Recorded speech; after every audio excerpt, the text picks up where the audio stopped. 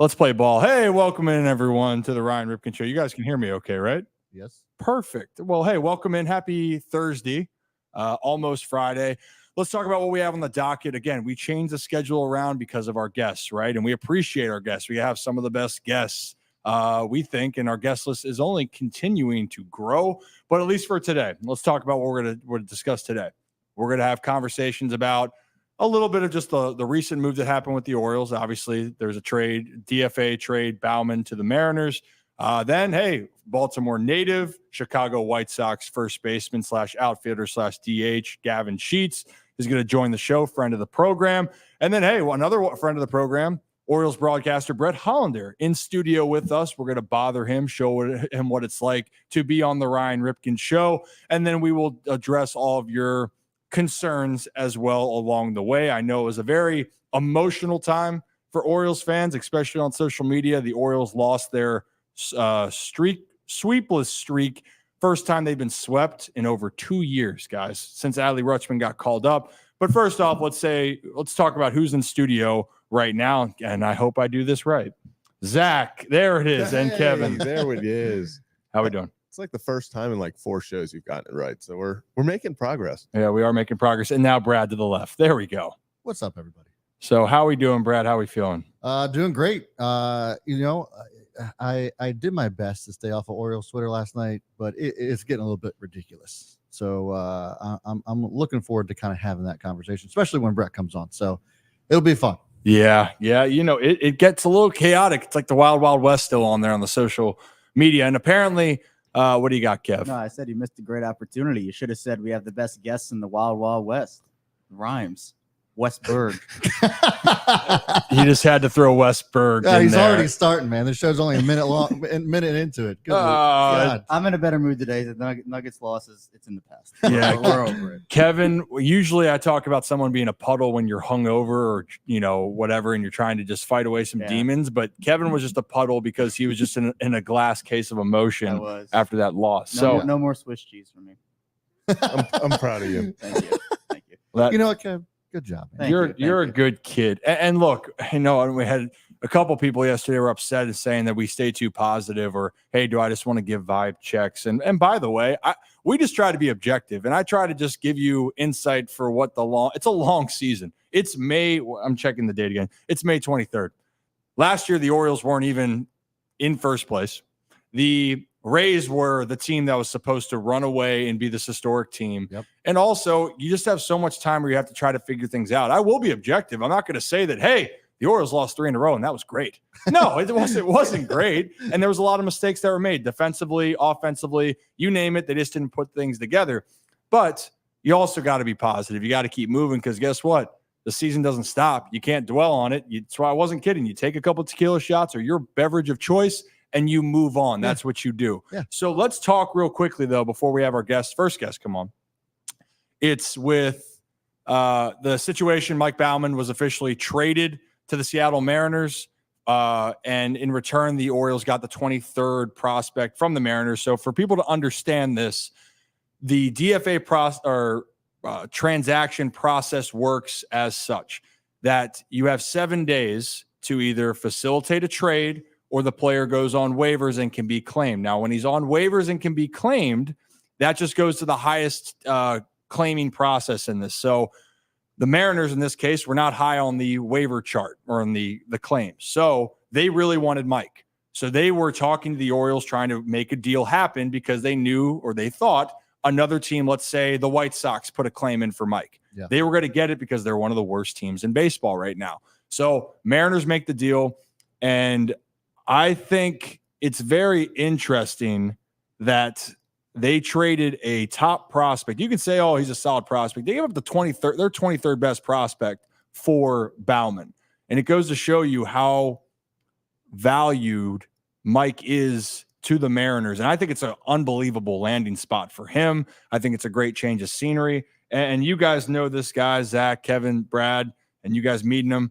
He's one of my best friends, right? So I've seen him the last, I don't know, professionally, personally, 5 years, 6 years. Actually, holy shirts and pants, 7 years now since he started with the Orioles in 2017. And you can look at all the stuff that I talked about. I don't think I'm bullshitting this. His stuff, he has the ability to be elite. Absolutely be elite. Consistency is one thing that he has to try to put it all together, but I will not be surprised one bit. And I actually kind of expect that this could be the takeoff point. And look at also how it turned out with the other Orioles arms. Jacob Webb's not from here, but he's pitched really well. You're looking at Cano getting traded in. Look, it doesn't always work out here, but Mike, you're not going to find a better guy, a better family. So I hope he does really well, and I think he's going to do very, very well. And coincidentally, guys, he's going to New York and then back to D.C. to play the Nationals. So he's going to stay in the area. If you want to go see Mike Baumann, they play down there in Washington. You guys have any thoughts on this? I mean, we've talked about it before, and it was really funny actually seeing Orioles Twitter. We've talked about Orioles Twitter a few times.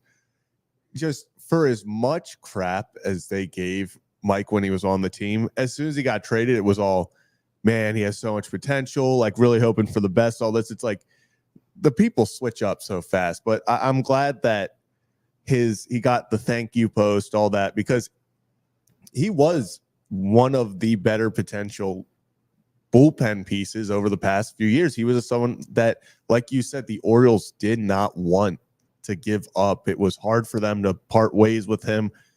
And then you see that clearly the Mariners value him, giving up a good prospect for him. So I think it works out for both sides. I'm happy the Orioles got something for him instead of just letting him walk for nothing and giving up that valuable asset for nothing. But Yeah, it does suck still to see him go. And that's what we talked about too, with just like there are going to be tough decisions when everybody's healthy. And now, unfortunately, we haven't talked about John Means today yet, but the timing of that was not great, considering maybe things would have looked different if that had happened a little earlier. But of course, you don't want to have those situations where guys get hurt.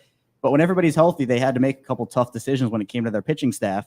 And like Zach said, I mean, I'm glad they got something for him. Baumann's, we know the fastball's electric. We know that he has good stuff, but they had to make a decision on a guy, and Baumann was the one they landed on. Speaking of tough decisions, just to hop off of Baumann real quick, by the way, I also reached out to Mike and just said I was sad for the situation, but happy for him, and that, just want him to go be great. And I think, to your point, Ryan, I think he's going to be great out in Seattle. I mean, Pacific Northwest can't be mad at that either. No, especially in the summertime. Yeah. So, but either way, with the John Means situation, at what point are you looking at this? Is it going to have to be John's decision, or is it going to be an organizational decision as far as just constantly getting injured? And it's the same injury all the time. And so you get him out for a few outings. It's kind of felt like last year all over again. It's just happening earlier this year. Is there going to come a point in time, and is it going to be soon, or is it going to be later on, where they try to assess this injury situation? And it's like, we can't keep kicking the can down the road, so to speak. Well, and this is the hard thing with injuries, right? And this is the hard thing with elbow injuries specifically, and for John. And this is why I feel bad, And it's a terrible. And it sucks, and I know you do too. Yeah. And I think this is the part of it right now. Ever since the Tommy John surgery, it's been a uphill battle, and then he gets back, and then there's a setback, and then there's a setback in spring training, and then you're feeling good, and then now there's possibly another setback. So there's so many things you can't control, but this is why you try to have so much depth. You heard about you can't have enough starting pitching depth. That's why they have Albert Suarez and Cole Irvin, and you have these arms, and you have Cade Povich and Chase McDermott that look like they're going to possibly get a chance here in the minor leagues.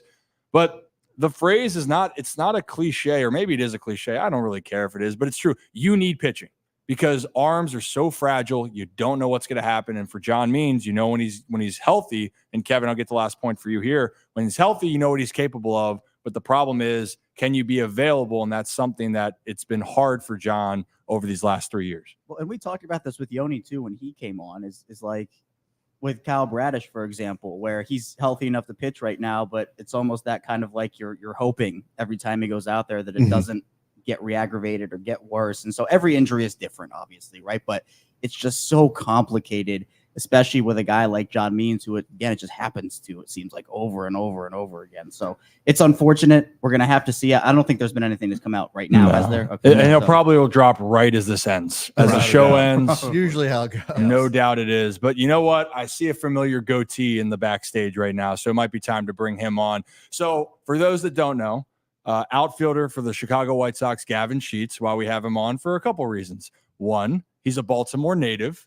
2, he's a good kid. And 3, I've known him since he was in diapers as well. I'm a little bit older, 2 years older than him, and he thinks he can kick my ass, but he is sorely mistaken by that. But let's bring Gavin Sheets on as they get ready to play the Orioles. Hey. What's up, guys? How you doing?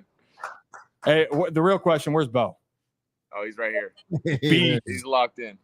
He's a tank. How much is he weighing nowadays? He's a good 85 pounds right now. He's a big boy. Well, him and Ollie got to get. He wants a rematch with Ollie. Yeah, Ollie owned him. Ollie's agile, mobile, hostile. Kevin, what movie? Oh my gosh! All right. No, it's not it. Kind of. Anyway, Gav, how are we feeling? It's a nice day in Chicago. Is there any more rain in the forecast, or what's going on? No, it looks like it's going to be a nice weekend. We got in for about 2 a.m. last night from Toronto, so that's always fun going through customs and everything. So, but no, looking for like a fun weekend. So right now, obviously, the vibes are getting better in Chicago. They're working on it, but how are you guys navigating through right now? You're grinding through. We'll just say this. It wasn't on the bingo card for the White Sox to get off to a bad start, but it's a part of the season. How are you guys trying to right the ship? I know you guys have a good group in there that seem to vibe well. Yeah, the clubhouse is great. It's tough. You never want to get off to the start that we did. But I think the biggest thing is just we got to stay in the present. Win every night. Try to win every night. Go out, put your best foot forward, and move on to the next night. It's such a long season that if you start to panic or if you start to give up and quit, it's just going to make for a miserable year. So I feel like from a clubhouse standpoint, we've done a great job of staying with it and just going out there and giving it our best every single night and seeing what happens and then moving on to the next one. But yeah, the start with injuries and everything that was going on was not the way we wanted to get going. Yeah. Well, guess what too? Well, I'll say we can show hands for Orioles fans. Would you rather have the Chicago White Sox record or the Baltimore Orioles? I know what everyone would say. Chicago White Sox. I was going to say, I don't know after last night. You would think the Orioles season is over. It is. The season's over. Sky is falling. It's falling, but it's good context. I'm glad. A professional guys that's saying that it's a long season and you got to kind of grind it out. Hey, Gav, another thing here. I'd like to bring this up because I know this, but you like playing Baltimore, man, like a lot. So do I need to talk to your manager if you're not in the lineup? I think I'm going to be in there all 4. I was looking at the rotation we got, so I think I'll be in there the next 4 games. Yeah, I think if I looked at it, you're hitting like 381 off of the O's. You got 3 bombs. I think last year or 2 years ago, you were just peppering the outfield. I think you had a 3 or 4 hit game, and then that was the one when the drop fly ball and Stowers went deep. That was an unfortunate ending for you guys, but you seem to like to play Baltimore. Is it something about like you smell crab cakes or there's just something about playing your home team? Because that was the team we know. Like your dad and my dad played together. We have the connection here in Baltimore. We went to Gilman here right down the road. Is there anything to it or it's just one of those teams that you just see well? No, I think, whenever you play a team that you grew up going to games with and kind of grew up around the clubhouse there's always extra motivation and, extra excitement. And, obviously we look at the arms we got this weekend. It's going to be a tough weekend. But, I think there's always that little added whenever I play Baltimore that, I get excited for. Get a little frisky. Yes, you do. Hey, Zach, I think it's a good transition into that, talking about pitching. Yeah, talking about pitching, Gavin, thanks for joining the show. Actually, tonight's starter, Grayson Rodriguez, who you have had success off of, and you've seen him, the White Sox have seen him twice. Last year, very early on in his career before he got sent down, and then later after he came back up, which were 2 very different Grayson Rodriguez's that we saw. From your perspective, facing him, was there a big difference that you saw in his development from the first to second time you saw him? Yeah, definitely. I thought the second time we saw him, he was a big league ace. And the first time we saw him, he was a guy with really good stuff. I think the difference with that is just the way you locate and the way you use your pitches. I think the first time he just got stuck leaving some stuff over the middle and missing. It was either a missed spot or leaving stuff over the middle. And then the second time we faced him, he was dialed. He was throwing whatever he wanted in at whatever count and really locating. So, it's never been a stuff problem with him. I think it's just been the way he locates and the way he uses his stuff in different counts. Yeah, I would say also, I think when we're going through breakdowns, where I thought he got better at the end of last year, it was him realizing, yeah, even though you throw fuzz, you got to be able to locate that heater and set everything else up. If you can't locate and set up your pitches, I think the homer you hit off of him was a hanging curveball, if I'm not mistaken, too. Yeah. Which, shout out you, good swing. But that's just kind of how it is. In the big league level, you're going to have to just be a little bit more specific on some of your spots overall. You faced Bernsey a couple times though too. I think you said that is his cutter's uncomfortable, isn't it? It's a little bit. It kind of pisses you off. If I was a player, it pissed me off. Cedric hated facing him. We talked to him about that too. It's definitely a good pitch. He was one of the few guys I fouled a ball off my back knee off him, so that's fun. You know, he just burns that cutter right on your back leg. And how'd that feel? Good. I tried not to show it hit me that bad, so I got right back in the box. I didn't want to say I fouled off my back knee, but no, he's, you know, there's a reason that he is who he is and comes in first or second and third in the Cy Young every year. And, you know, he's a guy that you really have to be locked in against. You know, he's got stuff that is above average, and, you know, he's coming right at you. So what is something, if you were going to enlighten everyone, then we'll get fun here. You know, we'll get a little frisky here. But what is something for the Orioles fans that they should know with Chicago? Obviously, there's been some great stories, right? But I don't think Fetty's meant. And Fetty, former roommate of mine with the Nats too. He's had a great start to his season. There's been a lot of injuries, but what's something at least that, giving context, that the White Sox have, in your mind, started to pick up or doing better that probably the normal fan wouldn't know?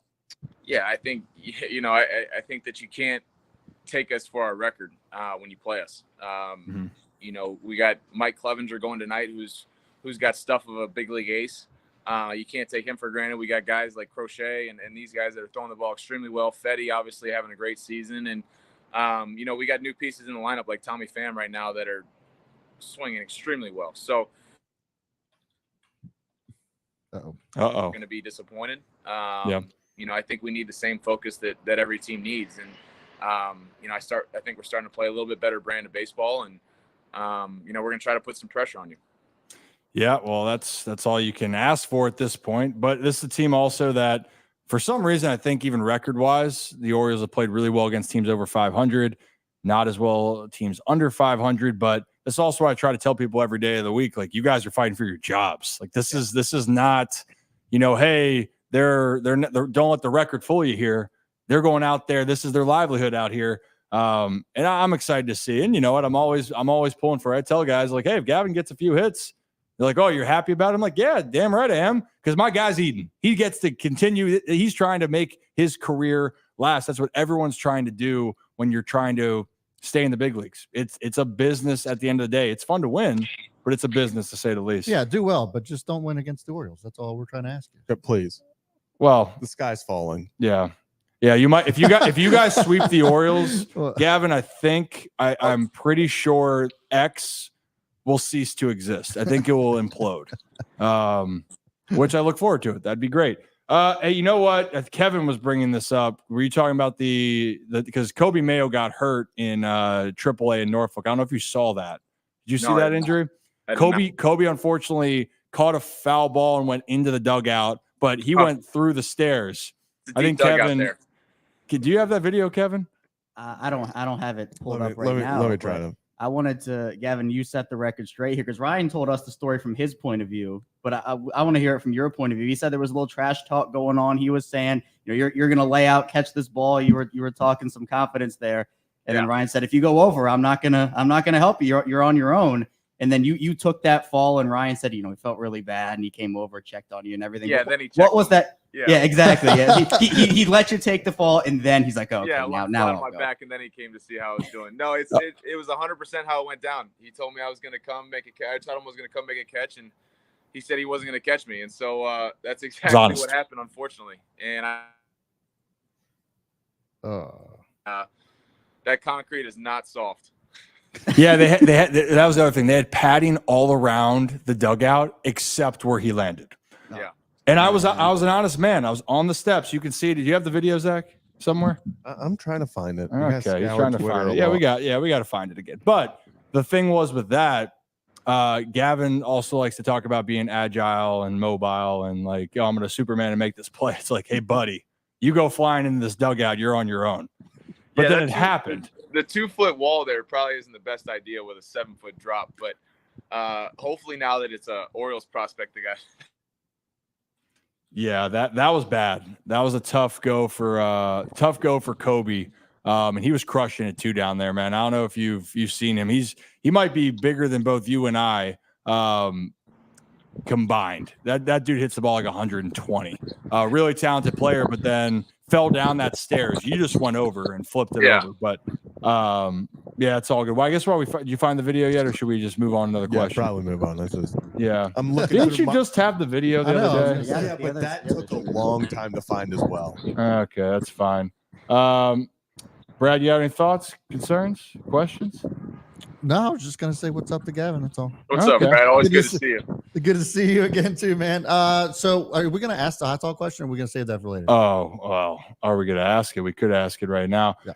You know what? One thing, Gav, I got to know real quickly though. I was trying to say, how's the core strength? You know, I'm a big core guy. Yeah, it's there. You got to keep that through the season. I know it's probably not where yours is, doing all your yoga and stuff, but I try to keep it up as much as possible. Okay, the yoga, we did that a few times, by the way, and that's not also core. There's core and there's hip strength too, by the way. No one can launch a physio ball with their hips better than me. Never seen anything like it. See, we'll try that action. Kevin, you're screwed. It'll be a lot of fun here. You're gonna put me through a torture workout? Well, no, it's not even that. It's just like you want to understand how you can use your hips. I'm your guy. How do you think Gavin got to the big leagues then? Was it because of his own success or my hip routine? You taking all the credit? No. He's taught me everything I know. That's for sure. That is for sure. Hey, what let's why don't you ask the hot dog question, then we'll ask a couple fan questions and we'll get Gavin out of here. Yeah, let's do it. So Gavin, it's been controversial since the season has started. We've asked team owners, general managers of multiple teams, and it continues to be controversial. And that is, every time you go to the ballpark when you're not playing and you go to get a hot dog, what's going on the dog, my man? This is really going to be controversial, and people are going to hate this, but I think the sign of a good dog is straight up just the hot dog. No, we've gotten so many of those. God damn it! I mean, wow, that is controversial. It's like a steakhouse, right? When you go to a steakhouse, you can't order sauce if it's a good steakhouse. But Thank if you. Ketchup or A1, it means it's not a good sauce or not now, a good steak. Are you taking the skin off of the hot dog though? No. Okay. Okay. Kevin, we're talking baseball dog or dog at the turn on nine holes. I mean, that's nothing on it. I can respect it. I respect it. Well, I respect it. All right. So what about this? So there's Stuggies is a supporter of the show. They have a hot dog over at the yard. When you come in September, would you be willing to try a hot dog that has mac and cheese and crab on top? Oh yeah. Yeah. So there you go. But again, it's not a topping. It's not a condiment. It's a topping. Specialty dogs are different. And of course, a guy in Maryland, usually, unless you're James McCann, you're allergic to crabs. Yeah. But other than that, you're going to eat crabs. Yeah. It's a. Yeah. You put crab and mac and cheese. I mean, come on. I'll do that on anything. Good dogs. You can eat them plain, man. I'm telling you. This is. I mean, you can, but why would you? I guess. Good Frank's ballpark dog. I mean, come on. Oh, dude, and they used to have the SK back in the day as well. That used to be one of that's where the love started for plain hot dogs. Yeah. And yeah, Gavin, they got on me because Kelly, love Kelly, big fan of the show. I choked on a dog when I was a kid. I don't know if I told you this or not.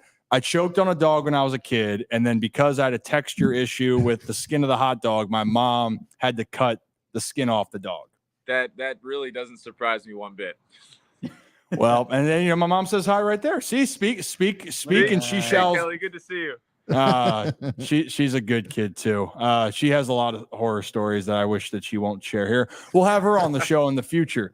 Zach, did you find the video? No. Do you know how hard it is to find? I'm just searching on Twitter Gavin Sheets dugout. Okay, it takes a minute to try to find that. Okay? Hey, you know what, Gav? This was actually, people asked me this a long time. They're like, wait a minute, you guys were I found it teammates. in 3 seconds. Just search like Gavin Sheets. Where did you find it? Superman? I looked it up on Google. You heard of it? Oh, well, no. No. Damn, Kevin. Yeah. Holy shit. I'll put it in the private chat. Kevin's a little salty, Gav, because the Nuggets, he's a big Nuggets fan too. And so he said he's feeling better, I am feeling better. but he's coming at it hot. Oh, also, who wins in an Oklahoma drill for football? Nick Moore or Kevin? I'm gonna go Nick Moore. That's a big dude. Well, we're doing that for Nick's final for his final clearance. Final I talked to the, I think DaCosta would agree with this. To make sure that Nick's good, he's got to go up against a 5'6" and 24/25ths and 24/25 guy to do that. There's other question, no better way to see if the Achilles is ready to rock and roll in the Oklahoma form. The Oklahoma. Oh yeah. I'm glad you're on the same page. Yeah. Someone asked me, and I'm curious. Oh, there it is. Thank you. Finally. Oh, You're welcome. Oh, and that's shout out Taylor Davis hitting that ball. There goes Gavin. Oi! Rips Yeah, just he doesn't. And here even comes move. Ryan. Where is it? What? It's like he just watches the whole thing happen without even moving. Yeah. Oh, can someone get a look at what beauty? Wow, what an angle there, wow. Gav. That is That's That's my best impressive. angle. Yeah. Yeah, that's what they say he looks the best. Yeah. By the way, Gav, is the Charlotte Knights Stadium best stadium in the minors? Oh yeah, that place is incredible. Yeah. What an awesome place to play. I didn't really want to stay there, but it was a good place to play. Awesome stadium. Yeah, it's a great place to also get over a loss, because we did a lot of that in 21 for the Norfolk Tides. Last thing, Gav, get you out of here. You have the connections to Baltimore, obviously. I've been asked a lot of this. You're going to be biased, but I think we're both biased towards our dads of being harder on us. Except it's funny. I think your dad was harder on me than my dad. But Sure. Of the coaching dynamic, who's the more calming one when our dads coached together in high school? Would you say Larry or would you say Calvin? That's not even close. It was Calvin. Okay. So yes, I would agree with that. What do you think? I think Cal was there as my dad's mental coach. He said, "Hey, everything's gonna be all right. It's gonna be okay." I still remember when I think Matt, shout out Matt, just got married, threw the bat against the fence, and I think your dad went to my dad and had this conversation. And instead of, I think my dad said, "Hey, I got this." Instead of going over to talk to Matt, wrote down in his notepad and then closed the notepad. And then the next day went up to Matt and was like, "Hey, Matt, let's talk about this. Do you remember that moment?" Like, that's how my dad would do it. And Larry. Yeah, I think my dad was thinking, "Hey, that's how I used to do it right there, throw it right against the thing. So maybe I should go talk to him." But then Cal's like, maybe I should be the guy to go talk this one over with him tomorrow. We'll have a 30 for 30 on that one day, because there was a lot of things that happened there on and off the record that we could talk about. Well, hey, Gav, give everyone my best. We'll be tuning in. I expect a good game from you. As always rooting for you. You're a good kid, though. So smile, have fun out there. And goatee or mustache? Goatee. Mustache isn't in the cards for me. Yeah, I've never seen you with one. That makes sense. If you are slumping, I expect to see the mustache, but you're about to go on a bender. So, hey, be good, and I'll talk to you later, all right? Appreciate it, guys. Always fun being on with you. Gavin Sheets, everybody. Thanks, Gav. Appreciate you. That, honestly, how could you not find that video? Me? I'm so disappointed. I was searching on Twitter. That's where I found it before, but it was just not. It was only showing me Norfolk Tide stuff, and I was like, I don't care. Wow, you don't care about the Tides, Rocco? Okay. Why don't we get ready to get our next guest actually on here? And it's not Rocco, who is a recurring guest. Rocco, thanks for joining us. Yeah, I had to get a workout in, man. Sorry. You do your yoga. I do my actual. That's why you were late. Yeah. Wow. If I could show you a photo of Gavin and I doing yoga, it was pretty. It was unique. imagine we are the largest people in there, and Gavin is his first time, I think, doing yoga too. And he was, I think we were both worried about what poses we were doing. So we're both staring at each other to make sure that we were doing the right thing. Needless to say, I'm better, but I will launch a physio ball. Rocco, did you hear that part of the story? Yeah, I did. It was great. No one has better hips than your boy with launching a physio ball. You guys don't believe me. You do a lot of the hip exercises just without a physio ball when you're just chilling in the studio or, at Fox 45. So it wouldn't surprise me. Exactly. Good workout, though. While we get our next guest set up, the news just broke that John Means is going to the IL. Do you want to touch on that for a second here, Rock? Yeah, he's going to head to the IL with a left forearm strain. You could tell something was up with him yesterday in that start. Even before he kind of left, it was just something was off, and they were talking about it on the broadcast. Like his velo was down in that game as well. And after the game, Hyde had said he's got the elbow discomfort. Turns out it ends up being a left forearm strain. He's headed to the 15-day IL. And the O's have recalled Jonathan Heasley from AAA. So that's the move they make to put John Means down. Yeah, and I guarantee you, I guarantee you, it's nothing against with anything, but if this injury was a week earlier, I don't think Bauman's going to Seattle. And that's kind of the reality of the situation. But this is what's the wait and see now with John Means as we sit and await how long he's going to be out. But when you're talking about an elbow, and we already saw with Tyler Wells, no timetable there, you just feel for him. And a guy that's just a good dude, man, really good dude. And it kills me to have him deal with that. And guys, if you're new to the channel, hit that like and subscribe button. This is our recurring guest, Rocco DeSangro, but this is the Ryan Ripken Show that we do every Monday, Thursday, Sunday, audio as well. But we love having you here on YouTube. And I think we're about ready. Are we ready? Yeah. All right. So our guest, and for those that saw him, he was lurking in the back. He wasn't sure if he wanted to join us. He heard Rocco was possibly popping on. You guys definitely hear him, whether it's on the radio waves, whether it's on TV, or he'll be active on social media, but then he might at times hop off when things get crazy like I do. But that is Mr. Brett Hollander, also a Gilman alumni. Brett, how we doing? Thank you. Hell of a setup you guys have here. Yeah, I am impressed. We're working on it. We're working on man. it. You got to come back when we have the setup and the bar set up in there. We put the TVs up. Imagine football season's going to be. Invite me for the after hours podcast Oh, yeah. for that. Yeah. That's Rip what I'm after going dark. for. Maybe a primetime Ravens game on the road, and we're here. Oh, Yeah. hell yeah. Oh, this thing's Just great. a watch viewing party. Yeah, This thing is great. I'm down. We're definitely going to have that. Well, hey, since we have you in here right now with the news that's going on with John Means, it's a bummer again and you've spent so much time around the organization. Just talk on. John is so loved within the organization. He's one of the guys that was came with the previous when he was brought in, I guess at the time with Duquette in that front office, and earned his spot, was helping the Orioles through those really tough times, through the no-hitter, obviously.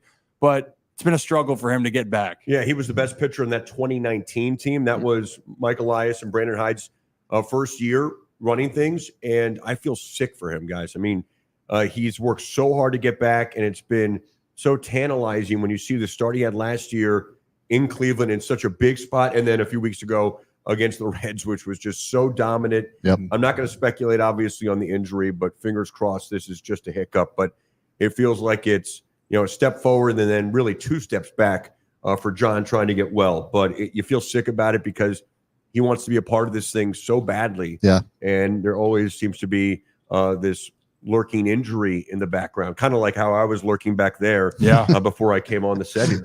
Yeah, I mean, you did a great job, by the way. And like, again, our viewers who are watching, this is why we want you to watch live. You never know what you're going to see. Usually we've had Kevin sneak up behind me. Yeah. Brett. Oh, yeah. It's terrifying, even with him standing at 5'4". I get it. Yeah, it's tough. But in all honesty, we'll open up that conversation here. And I know you'd be in agreement with it, but this is the ups and downs of the season. Injuries are going to happen here. So far, to start off spring training, it wasn't on people's bingo card that Kyle Bradish was going to be coming off the IL to start the year. Same with John Means. Moves happen, injuries happen. Tyler Wells goes down. But it does seem like if there was a position that the Orioles actually have quite a bit of depth in, I think it is starting pitching. I think there's no doubt about that, Ryan. And I think that's the silver lining here right now. Now we know that's still very fragile. That's just the nature of starting pitching and pitching in general right now in baseball. But they were trying to make a six-man rotation work a few days ago, which I really think would have been very hard to navigate, particularly because, and we get it about these guys being mostly creatures of habit, but Corbin Burns wants to pitch every fifth day. So to work a six-man rotation in, and would Dean Kramer and Grayson and Bradish be going every seventh or eighth day? How would it work? And I think it'd been really hard to figure out. Now it can go away, this so-called depth, very quickly. It's almost, you say it with a half a smirk, because we know how fragile it all is. But that is one area where I feel the team has their most depth right now. I imagine in the near term you'll pencil Cole Irvin or Albert Suarez back in the rotation. We'll see how they want to play that. At least in the near term, we'll see how long this injury is for John. You also have Cade Povich. I just looked it up. His ERA is about 2 right now in AAA. He's been outstanding, a whip of just over 1. And then there's always the possibility of going to get someone. So we'll see. But if I look at this roster right now and holes and weaknesses, starting pitching, even with this very unfortunate injury to John, is not at the top of my list right now. Yeah, well, and that's the thing of it's a bummer of what the situation is, but it's not the end all. And this is just how it is. Even when the Orioles lost Felix Bautista last year, that was a gut punch, but you got to keep moving. And the team kept moving. They won the AL East, right? And then obviously we know what happens in the playoffs, wiped that from people's memories. But the other part then with the John Means news in this last 24 hours, hearing that he had elbow soreness was, I guess the other topic was the Orioles got swept. Not your fault, Brett. You weren't there for the jinx of it. I had nothing to do with it. So the Orioles haven't actually been swept in the last 2 years when Brett Hollander has been at the ballpark. True. So the streak lives. Yeah. I guess. All right. No, to me, it's funny seeing the different opinions on the sweep list streak. This started actually almost 2 years ago to the day when Adley was called up. It was Preakness weekend back in 22. And I want to make a case why I think it's relevant. It's so antithetical to everything we know about the long baseball season. And I like the fact that fans are so passionate, and I do glance at Orioles Twitter, and it is well within their rights as fans to be in it. And I think that's a great thing. Too often I feel, for sure, when it comes to baseball and how much I love the game, that people feel like they can't be passionate about it game to game. That's a great thing. I don't like apathy. But I do think you have to have a different type of perspective in baseball, because it is different than the other major team sports. The season is so long. We know that pretty much every team starts and finishes with 50 or so wins and losses. And it's really what you do with the other games, historically speaking, that will make up the difference in your season. So the fact that 2021 Orioles, as bad as they were, went to Houston and swept the Astros should tell you everything you need to know about how hard it is not to be swept for parts of 3 seasons and 2 full seasons in a row. It's ridiculous. Now, those who say, well, Brett, they were swept in Texas, I guess that's a fair point. But we don't count those numbers for anything. It's a totally different set of statistics. So take that for what it's worth. It's kind of a different world, the postseason. It lives in isolation, I think, when you think about, the layoffs and how kind of quirky it is. It kind of has a March Madness feel to it these days. But in the end, to just be as consistent as the Orioles have been, and I expect them to remain this way, their amazing ability to stem the tide, to avoid the long losing streak, which even the greatest teams go through. The Rangers last year had a terrible run. I think they were swept 4 or 5 times last year. I went back and looked, and I'd love to know your dad's opinion on this, Ryan, but I think probably most people think the best team of the last, 40 or 50 years, certainly the last 40, would probably be the 98 Yankees, probably the most complete team. They had this, great run. And I hate saying that. They were swept in the first series of the year that year in 1998. I think they won like 110 plus games. So it does happen. There's no real rhyme or reason to it other than it's the weird ebb and flow of the season. I expect the Orioles to get back on the horse quickly here, but not that you can. I'm not telling fans to dismiss a losing streak or 3 in a row. They didn't play well in St. Louis. Again, I wasn't there. But if you were it the wouldn't Orioles happen. streak, Wouldn't have happened. It's weird. I keep asking to pitch and hit, and they won't let me. I'd like that opportunity at some point. Although age might be a factor at this juncture in my career. Well, we can work on that. Yeah, I mean, We've talked about it plenty of times about, I don't know if we're going to do it for a milestone or what, but, we want to go to, Ripken Stadium and have Ryan try to throw us all down. See how that works out. No. we'll get the arm loose again. Except talk about. I want to see Ryan hit. Well, I don't know about that anymore. Talk about leg kicks. Holy leg kick, by the way. It's That up was there you? still. Orioles Twitter would have hated you. Oh yeah. Oh yeah. Oh my God, Well- they hate leg kicks. Yeah. By the way, when we talk about Orioles Twitter, how many actual handles are we talking about? I mean, there's a lot of them, I know a lot are Especially- outspoken. especially considering that we're in it. We're deep into it now, Yeah. and like they're adding me, they're adding Yeah. Zach, everybody, Ryan, obviously, of course. But yeah, it's gotten contentious now, especially with like I've seen the some of it. last streak. But like it's interesting when there's so much emotion. I think it's the most emotional I've ever seen fans as long as I've been alive. Well, I think we're looking at things differently. In the olden days, you'd be listening to a sports talk show on Yeah. WBAL, and you would hear aggravation in the calls. That used Yeah. to be Yep. the psychiatry chair for this sort of thing, and now it's Twitter. So Mhm. it's the same thing. It's just moved to a different platform, I think. And I remember listening growing up, and I would think that some callers are just being unreasonable. But you want fans to care. Yeah.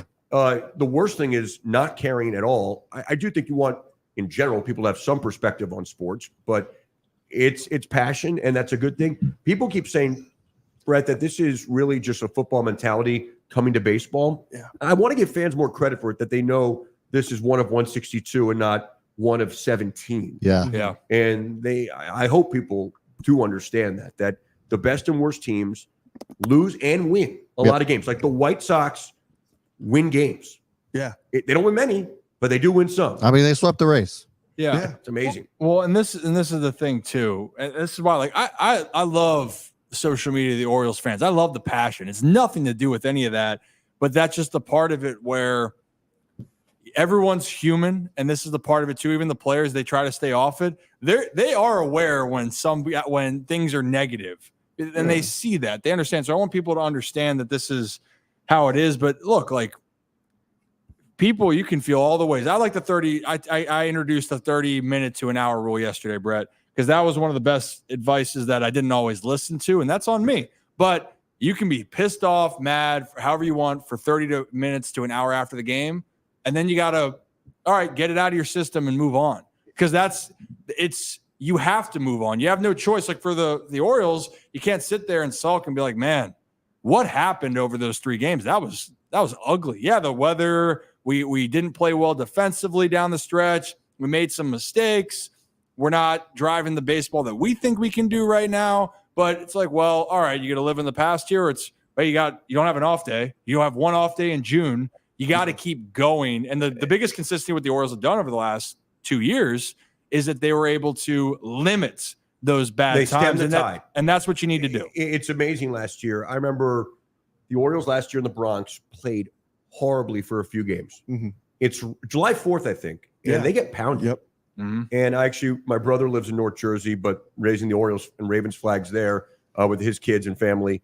And I actually went to 4th of July, spent the night at his house, took an Uber from Yankee Stadium. And I remember being in the car just thinking, is this all coming apart now? Mhm. Because it does creep into your mind, even if you have a lot of perspective. Dean Kramer pitches the next day, totally shoves, and the team wins every game from that point to the All-Star break. And that's this version of the Orioles. It's just right when you think the sky might be falling, they go out and win a baseball game, right when they need to. And it's this amazing ability not to get too high and too low. And that's, I think, the real testament to a great baseball team, because it's what makes the sport unique compared to the others. And last year, it was really slow and steady. It wasn't like they ripped off a bunch of 10-game winning streaks, but they were just really good the whole year. This team is no joke. Yeah. Going into the series against St. Louis, the Orioles were playing better than 650 baseball, on pace for 107 wins. Okay. Pretty Which good. is historically great. I mean, on the verge of being, if you were to pace this out, the greatest team in Orioles history in the regular season. It also means if they played 500 baseball from that point forward, if they won 88 games, they would also likely be a playoff team. Now, everyone here expects them to do better than 500 the rest of the way, but that's how good of a start they've had. They've been basically playing 600 baseball since May of 22, and obviously last year, 100 home wins, winning the best division in sports is just an amazing accomplishment, and it needs no other sort of backing. It speaks for itself to do that, and they followed it up off to a great start this year, even with that sweeping St. Louis. Yeah, I mean, this is the thing overall, Zach and Kev here, because we've talked about this from the sense of how hard baseball is, how long it takes to kind of go through the ups and downs. But like when you take a step back, a step back from what's happening in this game, you go, well, damn, they're still in a really good spot. And also it gives you great perspective on where the team was 3 or 4 years ago. Expectations rise, but also understanding now that you're really good, how good can you actually get to with still having to deal with the failures of an everyday regular season, which again, you win over 100 games that they did last year. You go 162, you're still losing.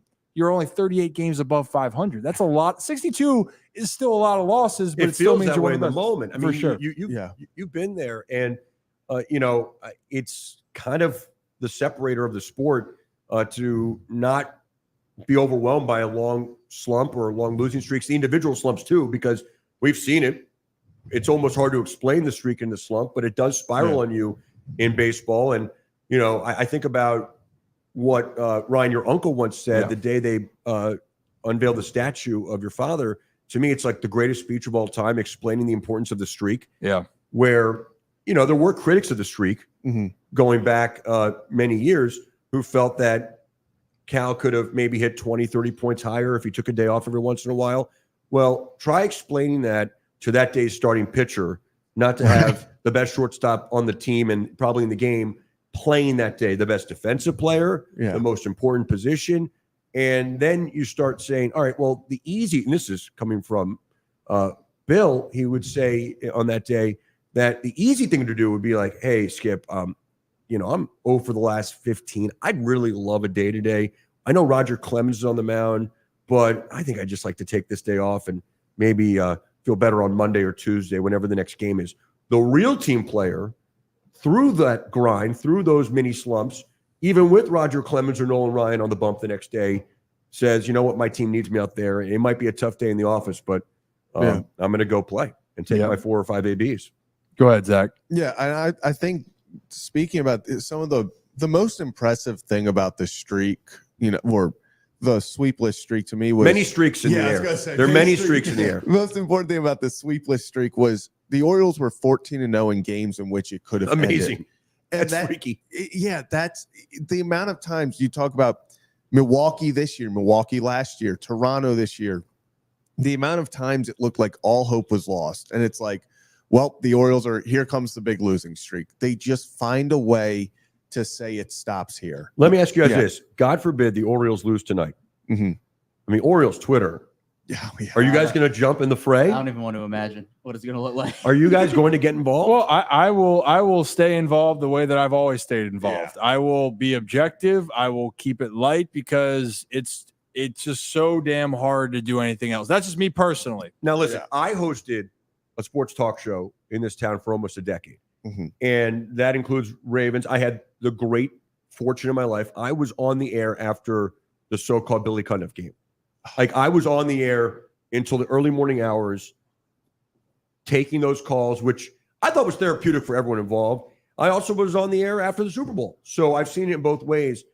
And I'll never forget this. I'm at the Ravens team hotel right after Super Bowl 47. I think the game ended maybe an hour ago. And Keith Mills and I think we're on the air until, I don't know, early morning. And one call said, I'm really worried about next year. And Millsy, who's, a Baltimore icon and one of my mentors, just erupted. Worried about next year? The Ravens just won the Super Bowl. But that's, I guess, the mentality. And, I've been in a lot of winning locker rooms, a lot of losing locker rooms. They're both interesting to me. I think one of my greatest nights professionally in my life was after the 2012 wildcard game. And I didn't really expect the outpouring of emotion after that game from fans. Another game where post game was on till the early morning hours, and it was just this like pure raw elation. So, I think you can live with it on both sides. That there's this great passion. It's a wonderful thing. There's really nothing else in our society that brings people together like this. There is an ugliness to it, I guess, if people take it too far. Honestly, take it too seriously because it is supposed to be fun. I like to say that. I show up to the broadcast booth to make a joke to my colleagues, and I'll say, everyone has lives in the background of our jobs, and I'll say, this is baseball.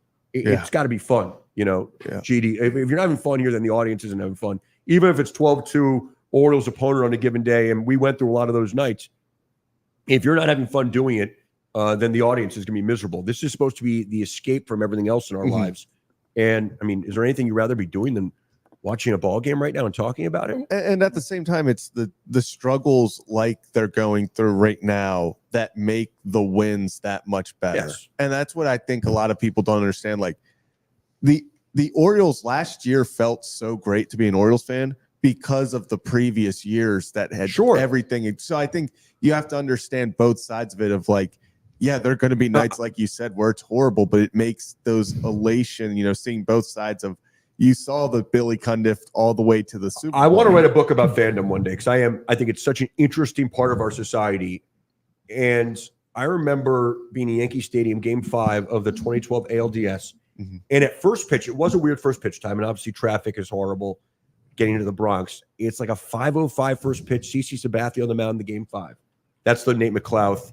Did he hit the foul ball game? Yeah. And Yankee Stadium was probably like 2/3 full. And I remember saying to myself, if it ever gets like this in Baltimore, we've won too much. And I know it's hard for fans to understand that, but you need to taste the losing to appreciate it. Yeah. And that's kind of part of fandom. It's, you know, in my perspective, being a Yankee fan or Duke basketball fan or you name it, it must get a little old in the sense that you almost have to go through, and this is what life is. I mean, it's more tough times than good times, and things don't go your way. And I think especially as a young kid being a fan and learning about that and loyalty and being through it thick and thin, that's kind of the big picture of what this is all about. Yeah, it's interesting that you say that because last night I was with a group of friends and we were talking about just football in general. And the average Patriots ticket this year has dropped 46%. Oh, yeah. Yeah. I could have told you that was coming. I mean, that's it. When you just experience only winning, it can only disappoint you in the end. Yeah. You need, but you know, when that fan base, when they started winning, they'd known only losing. They were on the other side of it. So I think from every perspective, fandom, marketing, you need to kind of go through some lumps to enjoy it. Yeah. What made that Ravens run to the Super Bowl so special was they were knocking on the door so hard for, you know, really the day John Harbaugh and Joe Flacco got there. But you can even go back further. 06 lost in the divisional round. Yeah. 08 lost in the divisional round. 09 the divisional round. 10 the divisional round. 11 AFC title game. And finally to consummate it against the big bully. I mean, that's the pinnacle of fandom. And they were knocking off. Like Denver was favored in that game. That, you know, the Patriots had the Ray Lewis retirement party, 10.5 billboards all over New England. I mean, they were knocking off. It was a great teams. Yeah, it was great. I mean, and that's in dominating fashion too. By the way, like they crushed the Patriots that year. Well, and they can't in that game. It was the second half. Second half, they just kicked ass down the stretch, and it was that triumph moment because you can go back to those other moments that you talk about. The Cundiff was the pinnacle of the heartbreak, but then even in New England for other games, I remember I think it was like a 4th down play. The Ravens were winning, didn't convert. It's like we couldn't beat the Patriots. The 07 game when the Ravens were terrible to break the undefeated season. Terrell Suggs throws the flag in the air. Like that was one of the most devastating, and not for the sense of that, but like the Ravens fans wanted that so badly. For Orioles fans, that's a little bit different now. It's those games, you're right. There's only so many of them. There's 17 games now in the regular season. Baseball is 162, so you hold on to it. But really, we'll be honest, when it gets to September here, it's going to tense up. You just want your team to be in the race when these games turn to a different level. You probably saw that a lot last year, Brett. And I know Rocco behind the scenes has some questions to ask you next, but those are the moments that fans live for, is those tense, epic moments. You want it to be the great times, but it also creates memories even on the bad. Yeah, Buck Showalter used to say in September in a pennant race, every game feels like a 10-game losing streak if you lose one. It's not really reality, but in the moment it does feel that way. And I feel that when you're not used to it as a fan base, it takes a while to kind of get back in that mode. But I remember we kind of reliving it when the Orioles got good again in 12. That I'm like, this is new. These games really matter after essentially not experiencing one meaningful September game for 14 years. Yeah. You forget you're out of practice of what it looks like. But this team will very much be in practice now and this fan base for a very long time. So, Rocky, are you still with us behind the scenes there? Is he still there wearing his backwards hat, skipping core? Yeah, there you go. I am. Thanks. You're welcome. Had to mention it up. Just hide me back here, and then you bring me on to make fun of me. It's just typical. No, I'm not making fun of you. It's just we're talking about being objective here on the Ryan Ripken Show. We talk about, hey, the Orioles lost games. Objective. Rocco didn't do core today. Objective. Also, right? that hat's a mess. Yeah, let's fix that hat. But honestly, that kind of is. It's a new one. It's a new one. My old one was disgusting, so I had to get a new one. It kind of, I don't like that the logo is like on the side though. So it's on the like, other side. There it yeah, is. exactly. Sorry, I had no sense of direction. So. Yeah, I'm the same way. So I'll give you the benefit. But hey, why don't we? I know you have some thoughts behind the scenes there on what you're thinking, or some questions for Brett. Yeah, Brett, thanks for joining the show first and foremost. My pleasure. At 22 years old, Gunnar Henderson has been tremendous. And it's crazy that this kid was a second-round draft pick. And I know much of the same with Cal. Ryan knows good and well about that. But he's just a freak of nature, a physical specimen. And what he's able to do, menace on the base paths. I mean, he hits bombs, obviously, and he has the gold glove ability in the field. When you're watching him, you've had the pleasure of watching all of these games up close and personal and getting to know him as well. What was your okay, this kid is the real deal moment? When was that for you? Well, I think the expectations were so high for Gunnar, and then he didn't disappoint when he came up at the end of 22. And then he struggled, which, again, very normal. It's the big leagues, pitching, and teams make adjustments. I just think athletically he stands out in such a way. And he also, I mean, you said it, he is a freak of an athlete. Go shake Gunnar Henderson's hands. Yeah. And you're like, that's different. That is a man. And for lack of a better way to put it. But, I mean, you look at all the tools, and it's kind of like old school baseball thinking. Forget everything else. I know he swings hard. I know he's got a good eye at the plate. That guy runs really fast. He throws really hard. His quick twitch and everything is amazing.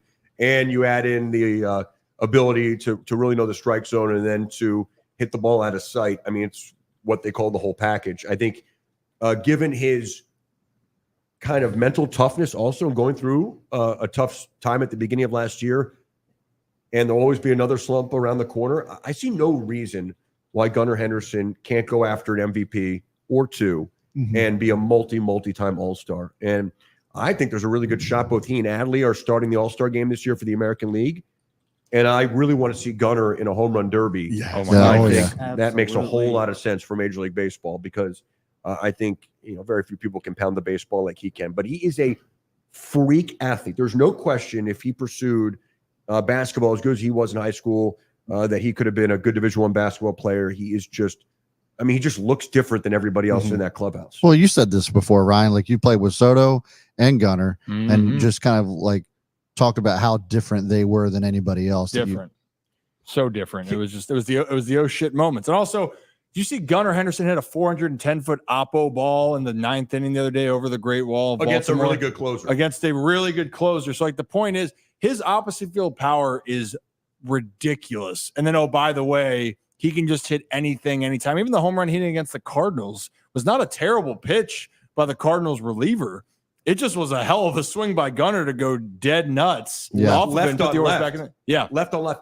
Now, I was thinking about this. We all know Camden Yards has a pretty short porch. You're right. How many home runs does Gunnar hit on the flag court? Like 0? They're all gap to gap. Yep. And nothing Actually, it was about it. I have to go see the last spray. May was when he hit the flag court, and I just remember this quote. He was like, "Yeah, he's like, I haven't quite got my big boy swing yet." Yeah. It was when he hit the flag court. You know what I love about It's the terrifying. Gunnar Henderson story? I mean, Mike Elias clearly, implements analytics and has this great department that he's built up, and he deserves a lot of credit for it. But he's also a scout by trade, and as he started in this industry, was one for the St. Louis Cardinals. Gunnar Henderson, I'm still amazed by this in baseball terms. He's 18 years old, and he was given a lot of money to be the 42nd overall pick. Mike Elias and his staff still said, and this is amazing to me, after hundreds of years of baseball scouting, that guy one day is going to be a big league baseball player, and he has a chance to be a star. At 18 years old, not that the Orioles were the only team looking at him, but but someone still identified him. And you've seen the pictures of Gunnar at 18. He didn't look like this, but he was still a big boy. You saw the frame. And to me, it's still an amazing credit to scouting, pure old-fashioned baseball scouting. Yeah. That someone said, that dude's going to be a big league player, maybe an all-star one day. That someone identified that probably his junior year of high school. Yeah, That's freaky to me. Yeah. That's it's an eye test type of thing here. That's what people. Oh, with all the analytics, you can sense it when you're around. How do they play the game? Do they have that type of it factor? And that was the thing that I was mentioning with Soto and Gunnar. And this was before Gunnar started that torrid streak up the minor league ranks. It's before Soto got out of the Gulf Coast League down in Florida. You could just tell it was different. And Kevin, honestly, I guess it kind of leads into a question I think we were, I guess, chatting about here behind the scenes. But another guy super talented. In the other case, like Jackson Holliday, super talented when you watch him. Got a lot of money, first overall pick, way different expectation. But Kev, I think you had a question because it kind of alluded to with Jackson and Mateo, if I'm not mistaken. Yeah, I think a lot of people there was talk about Orioles Twitter, the Jackson Holliday Yeah. situation. That was talked about, wasn't it? Yeah. Oh, Just yeah. once or twice. Yeah. Once or twice. Just a couple times. But he comes up, he struggles, he gets sent back down, and then everybody's like, "Well, who's the second baseman going to be? Who's it going to?" And Jorge Mateo stepped up, and he's like, "Oh, you can call him the pretty much everyday second baseman now." Think so? For me, it's like, well, when are they going to call Jackson up? And what did you think originally about what the timing of everything when they called him up and originally not having him on the roster and how that whole situation Wasn't surprised he wasn't on the roster.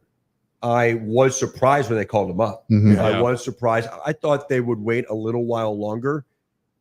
But now I feel they're in a good spot. They're in no rush to get Jackson back here. I love Jorge Mateo. Now, whether he's in a super utility role because he can play short, he can play the outfield, and just Jorge Mateo off the bench. I knew as soon as spring training began, Jorge Mateo, and he had a good spring, wouldn't have to hit a ton to make the team just because there's very few guys in the game who can do what he does, both defensively and obviously what he does on the base paths. And that's a huge factor in close baseball games. I still love that ability. But now he is hitting, and he's hitting right on right a lot, or at least a lot better. And I just don't feel there's a rush to get Jackson here in the near future. I haven't checked in the numbers in the last few days. I know he was hitting better. I was talking to Kyle Stowers about this. He was surprised that he just didn't hit because that's what he's seen. That's what he's known. Yeah. That said, I'm never surprised when people get here and struggle. I'm over being surprised. And I grew up in an era where the Orioles had a lot of highly touted prospects and almost none of them made it. And certainly almost all of them performed under expectations. And there's a lot of things, I think, going back to the 90s and early 2000s that were kind of cultural within the organization about that. But I always think about Nick Markakis, who's one of my favorite all-time Orioles, as he was the first one in a long line of guys who actually were hyped up and actually figured it out. But if you remember, Nick's first 2+ months in the big leagues were awful. Yeah. They were this close to sending him back down. And then he started hitting and never looked back. But I'm never surprised anymore, whether it's Grayson Rodriguez or Jackson Holliday or Gunnar. At the beginning, Adley got off to a tough start. And that guy struggled. In fact, I'm surprised when they don't struggle at this point. I was going to say, we talked to Mike Elias about Holliday, and this was before you got called up. And what Mike was saying was like, when you have a phenom like that and they only know winning and they only know success, he's like, I actually enjoy seeing the adversity and seeing how they handle that. So you almost have to wonder, and I don't know if this is, he's never failed before. I'm just speculating, right? So I'm almost wondering if he was brought up to fail, and then they send him back down, and then he kind of processes that, and that's how you develop a player. I think it's so funny when the one thing about certain Twitter perspectives, I don't even know why. I mean, you're allowed to have an opinion, but when people thought there was some deeper alternative motive, I even saw this though. Forget about fans on Twitter from National Baseball people. Yeah, like have they not watched the game for the last 100+ years? That young players, and here's Jackson Holliday, who just had really a cup of coffee in AAA. He's so young, he still can fill out a lot. That there's some sort of alternative motive to give him more ABs in AAA. That to me was the crazy opinion. Yeah, and I understand we're in an era right now where these guys are so hyped up, and it's always the next best thing. Always the next best thing. I'm like, well, the guys they have here, they're pretty good. You really want to be an organization that doesn't feel they have to rush prospects. That's when you really got a good organization. Mm-hmm. Yeah, I mean, the thing is with Jackson, then I'll close that out. We'll get some fun things to get you out of here, Brett. Is that with Jackson, with a lot of people, when I try to explain, this was the one time actually with Elias. I think it was and he is so good with forecasts and looking at all the variants. I think it was one of the first times where he went, gut, screw it. I'm going to go with it because I think there's that urge that's showing me he can do it, but everything else was telling him no at the time. And he's such a guy that is forecasted by. And I do think that that's what happened with Jackson. He was playing well. The impulses bring him up. But deep down, I think that he was like, you know what? And that's just Elias is a really good guy, especially when people look at this in the business side. They go, oh, they don't care about the guys. He cares about the guys. And I do think he thinks back like, man, did I put Jackson in a position that he might have not been fully ready for? Now, I would have loved to see Jackson for 2 more weeks if he's already up there, hit 9th, whatever happens. But I don't blame it because you're trying to do the best thing in the interest of the player. You don't want to bury him. You don't want to bury him. And that's the hard thing. But also, if that ball that hits off Matt Moore against the Angels goes 2 feet to the left and not to the second baseman, Jackson Hollander now has his first 2-hit game in the big leagues. And then you send him back down. Well, then. Well, it's like the game that we were at where we had the warehouse dog. Yeah. That was a Michael Elias day. We had that interview. Yeah. Jackson, I don't know, was probably about 10 feet from hitting a home run right out in the center. Warning track. I mean, so he had some hard hit balls. It was just a lot of them didn't hit green grass. Yeah. He walked and defense was scored a improving run. too, right? The defense was getting better too. I mean, he was showing strides. Well, and every time he stood up or he hit, there were standing ovations. It felt like each time, there was a camera in his face constantly, and every time he failed, everyone wanted the world to know that he wasn't playing well. That's a lot, even if you're the number 1 overall pick. So again, he's a professional. It's not making any excuses. You got to go out there and play. But context of it, baseball players, I'm glad you mentioned it, Brett. It's a shock now if young, talented players aren't going to struggle. But hey, Brett, we got a few quick hitters for you. Lay 'em on me. Because then we'll move on then here. And where do we want to start? Actually, first one, Rock, do you have one you want to start with? Yeah, Brett, not to put you on the spot with this, but I think it's like in the broadcasting field, you see the messages, I feel like sometimes people say about you or they direct it towards you. I want to know, people in this chat, they really like you a lot. Like I'm looking at the messages, ton of support for you. They love you. You're one of their favorite broadcasters. But what is like the meanest thing you've ever read on social media, meanest email you've ever gotten? Do you remember that one? I don't remember specifically, but I've been doing this a long time in the era of social media. And I think it's kind of funny to think about all my predecessors who, so many of them I've looked up to, work with so many great ones and studied, I grew up listening to Joe Angel and John Miller and so many great ones around here. So I was very blessed. And I've always was listening and watching growing up to everybody I could. How everyone reacted in the era of social media. I tell young broadcasters, you got to be you. The most important thing is you're not going to make everyone happy. Yeah. So, being a play-by-play person or broadcaster, it's really an art. It's not an inexact science. We all could say around this very area right now, you like one restaurant, you like another, and you like another. We're not all going to agree. In fact, you might like one that he hates and all those combinations. Yeah. So I just think you have to have thick skin and be yourself. I do think you have to be able to take constructive criticism. Yeah. I love when people write me and they might say, hey, Brett, I love your work, but don't say that. Someone complained to me the other day, I forget what messaging system it was, that I said, sometimes I say, and I'm one of every person who does this, the pitch home, because I hate just saying over and over again, here's the pitch, the 2-2. So I mix it up. Sure. And they say it's redundant to say the pitch home. And I'm thinking to myself that, and God bless this person who wrote me, but you really want to talk about nitpicking. Well, you know what? I thought I'm the pretty exact sure same Joe thing. Angel, and John Miller, they said that all the time too. Of course, you are who you listen to growing up. It seeps into your head naturally, whether you like it or not. You make it your own, obviously, and you have to make it original in some way. But you are who you grew up listening to. Mm-hmm. Yeah, if it makes you feel better, I was called an avatar. Were you upset I said the pitch home? Because it's offensive to some people. I mean, to be honest, Brett, this might be the last time we see you in here after those words. It's a little bit alarming. Yeah, notice how Jeff hasn't been back since he's been on. Yeah, way Jeff. redundant. That was Yeah, 'cause, actually me on my burner account. I'm sorry, Brett. Oh, God. We are going to get Jeff back in here, though, too. He'll come on back, only if Kevin's not here, as contingency on Kevin. What did I do? I practiced I forget what the phrase was, but when he said the phrase, does anybody remember when it was like the alliteration? You practiced it. I forget it now, but I literally practiced clearly it the to practice say on this show. paid off. And I forgot. Something Jeff says? Yeah, before it's alliteration before. Oh, I know the alliteration you're talking about. Yeah. Yeah. Yeah, you should recite that for us next time for Rip After Dark. I'm gonna see if I can find Yeah. it. Hey, next thing. Let's go quick hitter. Zach, go ahead. I didn't know we were all doing a quick hitter. Real Are we doing quick. the hot dog question? Well, okay. You know what? I'll do this because I know you're Yeah. gonna ask the thing. Hey, we were talking about your. I don't know if you heard it. I have great core strength. I'm impressed. Yeah. What is a good core workout for you? What would be a Brett Hollander core workout if you were to do something? So I do a fair amount of core. I do a lot of Peloton boot camp classes. Oh, hey now. Where it's a little mix of bike and core. But no matter what I do at this point in my life, I cannot lose whatever is here in the waist area. I have a big birthday coming up, guys, and it's real.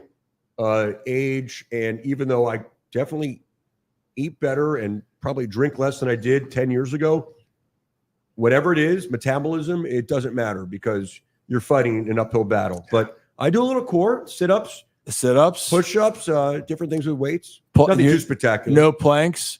I'm Maybe curious little about planks. I'll have to show you. Gavin's seen it, but Kevin hasn't seen it yet either. My physio ball hip core strength, undeniably good. You're okay. and that's This is a true story. I'm on the road last year. I forget what city, and I'm doing some core work.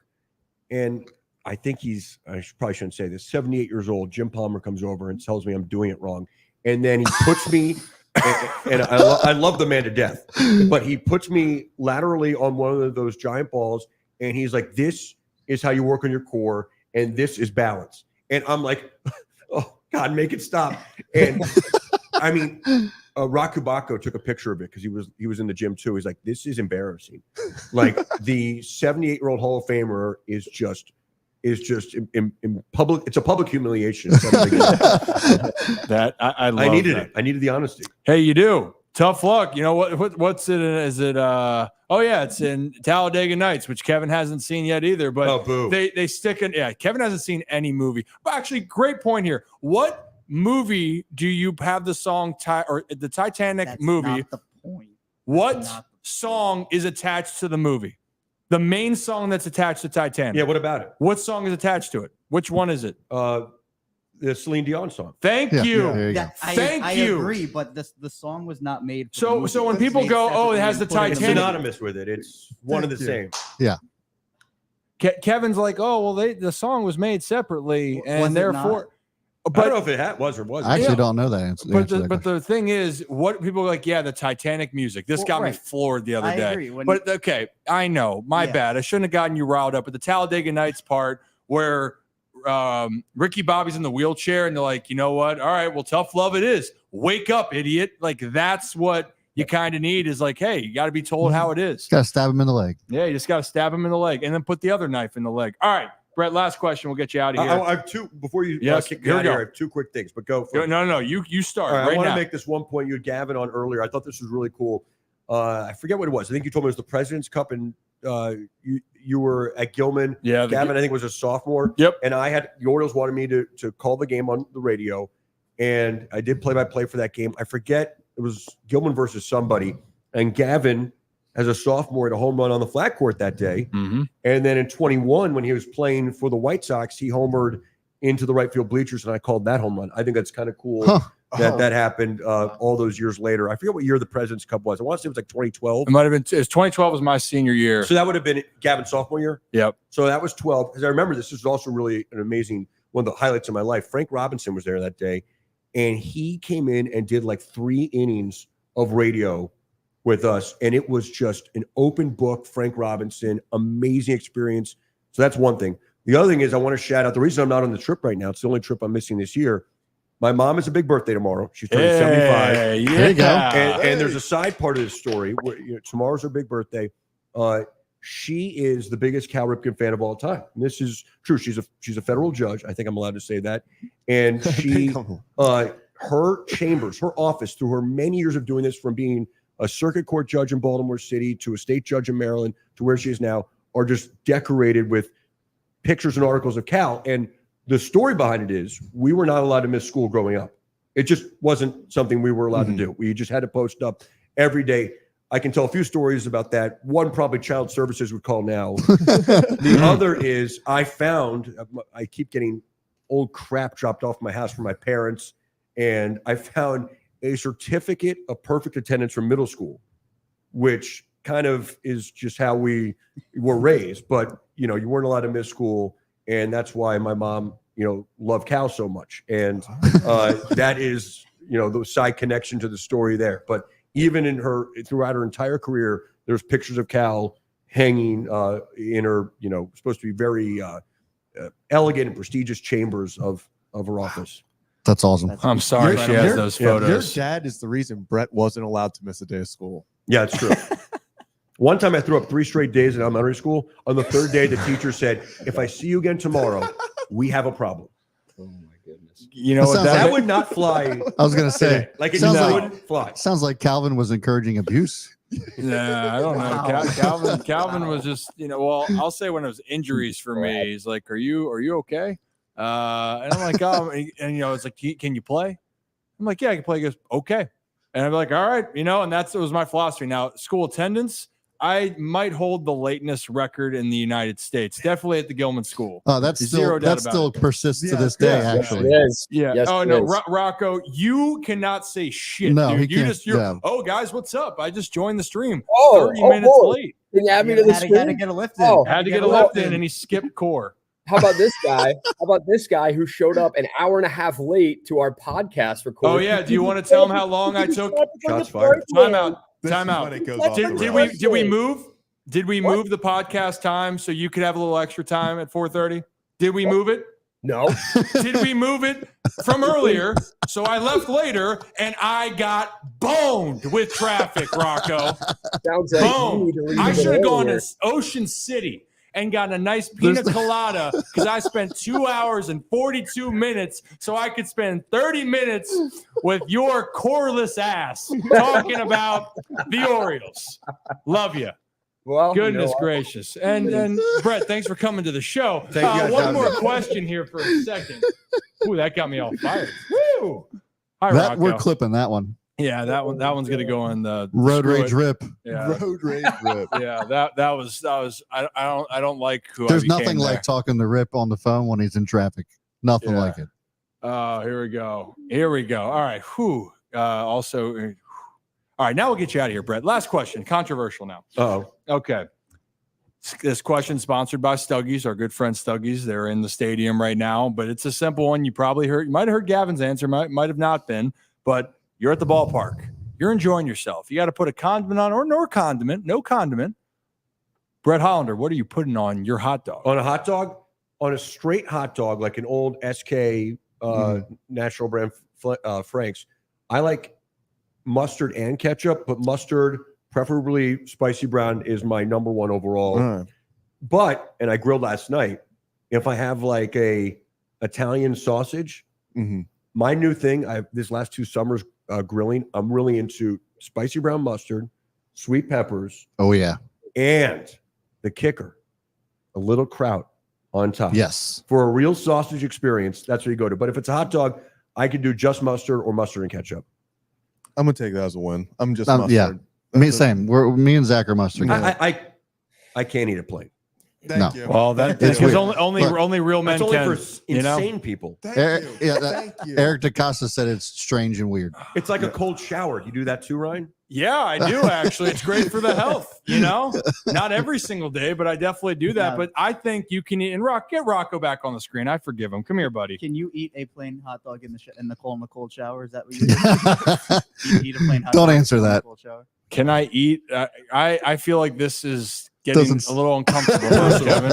I don't know where that's Personal. going. And Rocco knows exactly Kevin's doing that. But to answer your question, Brett, yes, I like a plain hot dog. I'm not afraid to say it. I like toppings on my dog. Like I will have that crab mac and cheese and eat that in 3 bites No doubt about or that. less. Yeah. It's amazing. But I respect your decision because that's what I do here. I respect. I'm going to forget that you said that I'm a psycho for eating it plain. But hey, Brett, we'll get you out of here. Anything else that you need to tell the people before your schedule? Anything that's going on? I'm back Memorial Day Monday, O's and Red Sox. And then in for a nice long run here, and hopefully they win some games on the South Side, and they will. Hopefully. Perfect. And if not, it's not your fault. It's just not my fault There you go. or Yeah. anyone's fault, It really is. other than This the is players awesome. playing and the coaches and the manager and Yeah. everything else. But hey, it's out of your hands. Yeah, It's exactly. out of your hands. But again, when Brett does come back, it's all on him. I'll So take keep that in mind. Brett Hollander, everybody. Brett, Thank thanks you for guys for joining having me. That us. was fun. Thank you, Brett. Thank you guys. Thanks, Brett. I'll come back when the bar's here. Perfect. There you go. Perfect. We'll get it saddled on up here. Well, yeah, Rocco, I'm sorry if I went out. I'm sorry, baby. I didn't mean it. Kind of meant it. You yelled but- at me. I did yell at you. I don't feel bad about it, though. I do. You do? I think Zach and Kevin, That was a Happy Gilmore reference. it was. You Yeah. knew the movie. Kevin, did you know? I only said that because I knew he was not going to know it. Yeah, I mean, I don't think that Kevin knows much about movies. I thought you were gonna stop after I that. like that people like this now boned Boned Rocco Rocco Bone. Bone. Your mic peaked out when you said that. It peaked out like it was. So you said it so Oh, loudly. Rocco Your mic peaked Bone. out. Yeah, that's the gonna most be. enthusiasm I've ever seen you show. I don't see you get fired up like that, but listen, I know how to push people's buttons. I think I So do a do really I. good job Say getting it under ain't people's so. skin. I do a good Mm. job getting under people's skin. Not like the hot dog skin where like you cut it off, but like, in general. So I'm just saying I had to go there. Rocco will say stuff like, I'm really good at getting under people's skin, but him getting under your skin will be like, we're off camera and he'll like flick me in the ear. And it's like, you just, no. It's like, he's like, yeah, psychologically I'm winning. And you're like, no, you just Rocco flick me in the ear when you. I think I have like waterfront property in every one of your heads right now. So that's I don't know I like about to tell that. myself, except maybe Brad. Oh, Cube, I'm glad you pulled it, or whoever just. I just pulled it Yeah, up. because I actually just had this pulled up on Wikipedia as well. My Heart Will Go On was recorded for the Titanic. I took a shot in the dark, not knowing the answer, and I failed. And you know what? I feel like you do that a lot, and you got I do, burned. And but guess you know what? As an apology for getting it wrong, I will recite what Jeff said. I found it. Actually, the second I pulled up the stream from Jeff being on there, I remember. I didn't even have to hear him say it. So it was, whether the weather be fair or whether the weather be not, we'll be together whatever the weather, whether you like it or not. Ooh, that was pretty good, Kevin. That- I told you. I that is practiced kinda- it. That for was a pretty reason. good. It doesn't go away from the fact that you know nothing about anything else in pop culture and movies, but there's That was no good. way. There's no way, Kevin. Do you watch anime?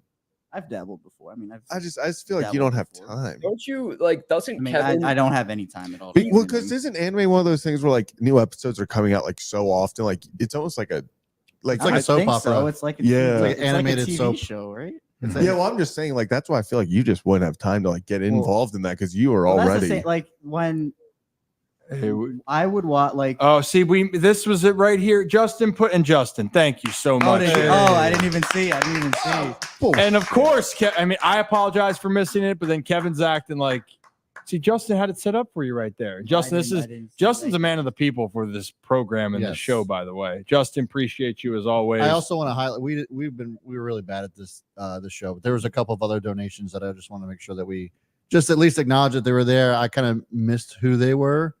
We had one Justin from and Joe on the Joe. TV schedule done. I'm sorry, Joe, just seeing that now. Appreciate you. Did he get a Red Bull on the way out? We'll never know.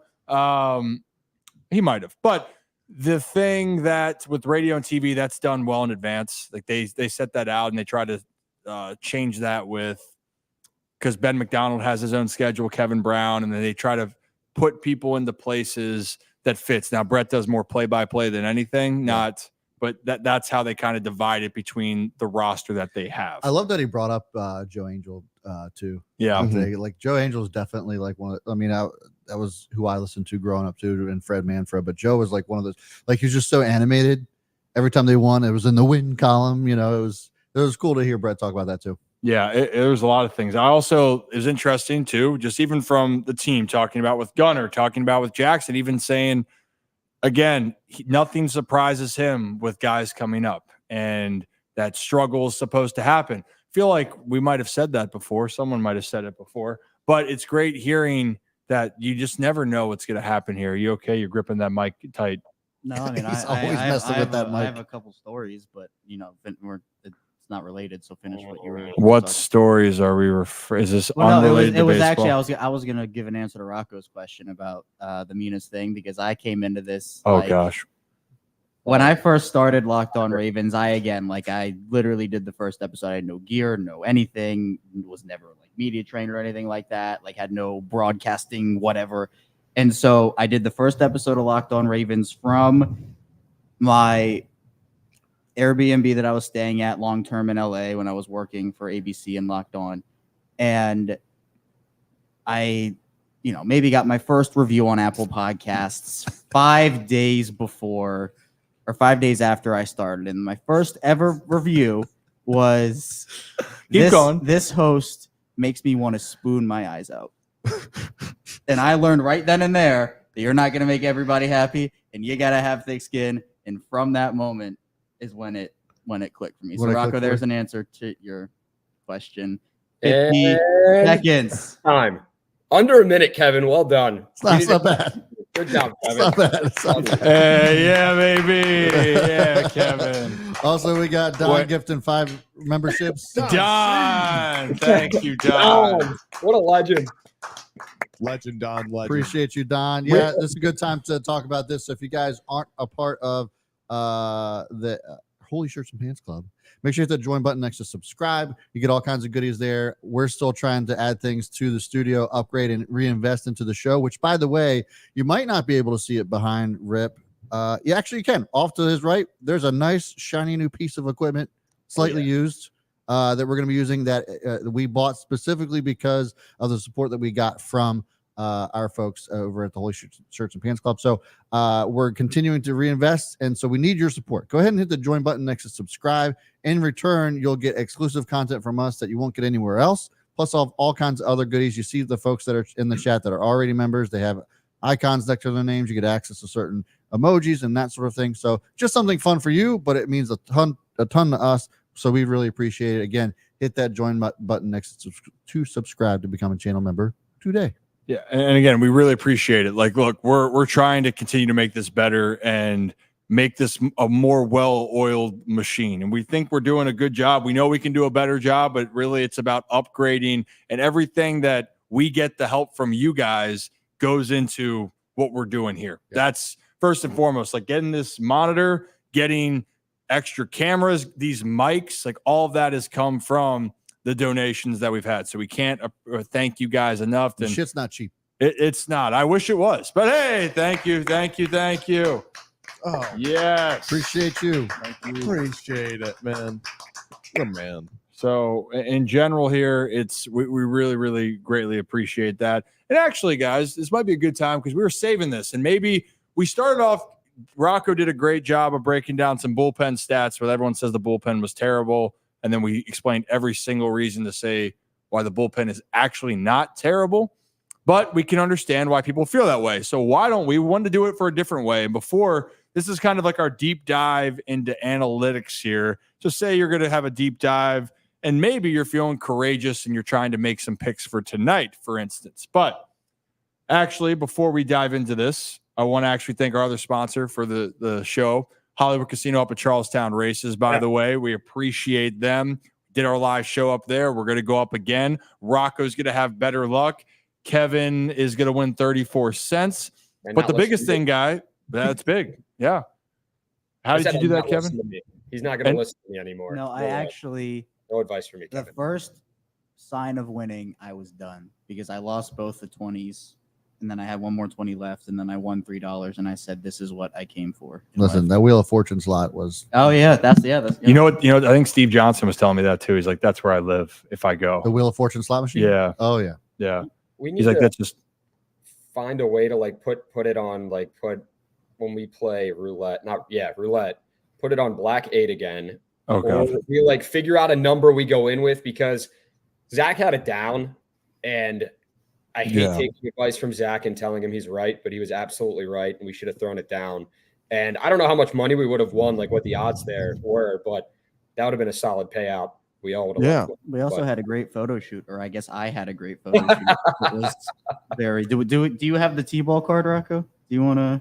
Yeah, let me see if I Do have you want to put that on the screen? And 'Cause, while he's doing that, this is the part I wanted to show with our sponsors up at the Hollywood Casino at Charlestown Races. We're going to go back up there for a weekend. We're going to go up there and actually experience the horse races up there and have a lot of fun. And I don't know about you guys, I'm a big fan of complimentary. And if you have a Penn Play card, Penn Play member, they are starting complimentary beverages for Penn Play card members throughout moving forward. But apparently, guys, it doesn't happen in DC or Maryland, only in West Virginia. And while I'm happy, it's also an hour and 15 minutes away from us to get up there. So I am stoked to get back up there. We have so much. Oh, it's great. It's a good time. And again, if you guys behave, we'll go get a nice steak dinner up there at the steakhouse. If you behave, Rocco and Thanks, Kevin. Rocco. Yeah. I thought Whoa. I You willingly, behaved well. I willingly put on all that gear. Ryan just kept throwing things at me. I kept putting it on. Rocco, on the other hand, I have a controversial like topic that we can. I don't know. I'm just saying because Rip brought up steak. Have we talked about how we like our steaks? Well, while we think about that, I'm going to welcome our new member, Lucas. Lucas. Yeah. Welcome, Lucas. Welcome. Kevin, get up. A new member joined. Kevin, get up. Yeah. You know what? We want to give the thanks. rules. We changed the rules. We're changing. It's really whenever I feel like it. And the guys like I don't know if you knew this, but Ryan's name's on the show. Yeah. It's the Ryan Ripken Show. I am Ryan. There we go, Kevin. Good kids. Lucas, really appreciate that. Yeah. And we have a lot more upcoming, including maybe that other interview that we had at the Project Play that our Holy Shirts and Pants members have seen some photos of, but we haven't necessarily released it yet. That's in the works. So you guys will see that first as we get it going. And also, I actually put up there recently for our Holy Shirts and Pants members, there's certain things that I want you guys to talk about. And we're going to do more special streams. But the big thing is we see a lot of questions in here. And John, get back up, Kevin. Get back up, Kevin. Oh my God! If we could get people sign up, just have Kevin stand up every time. Here we go. Get up, Kevin. Oh my God! Thanks, Amazing. Jonathan. And I then found the card.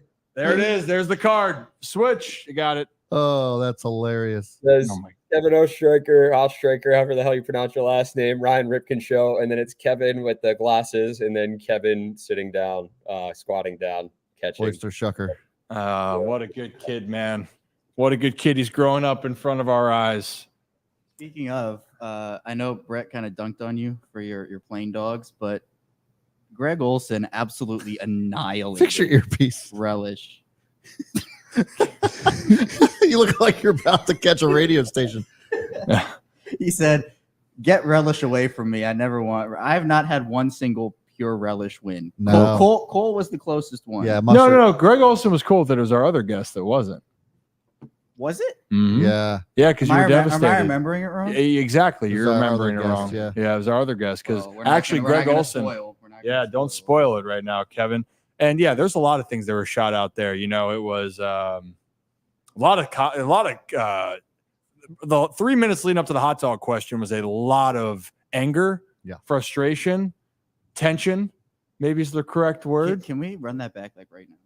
We might in a little bit here. But this is what I want. This is what I want to get back to here. Heel Cinnamon, bring it back in. Scene. We talked about whether it's going to be like a Mythbusters, right? Truth or myth. Okay. And in this case, Factor crap. or Factor Crap. I like that one. Okay. Factor Crap here.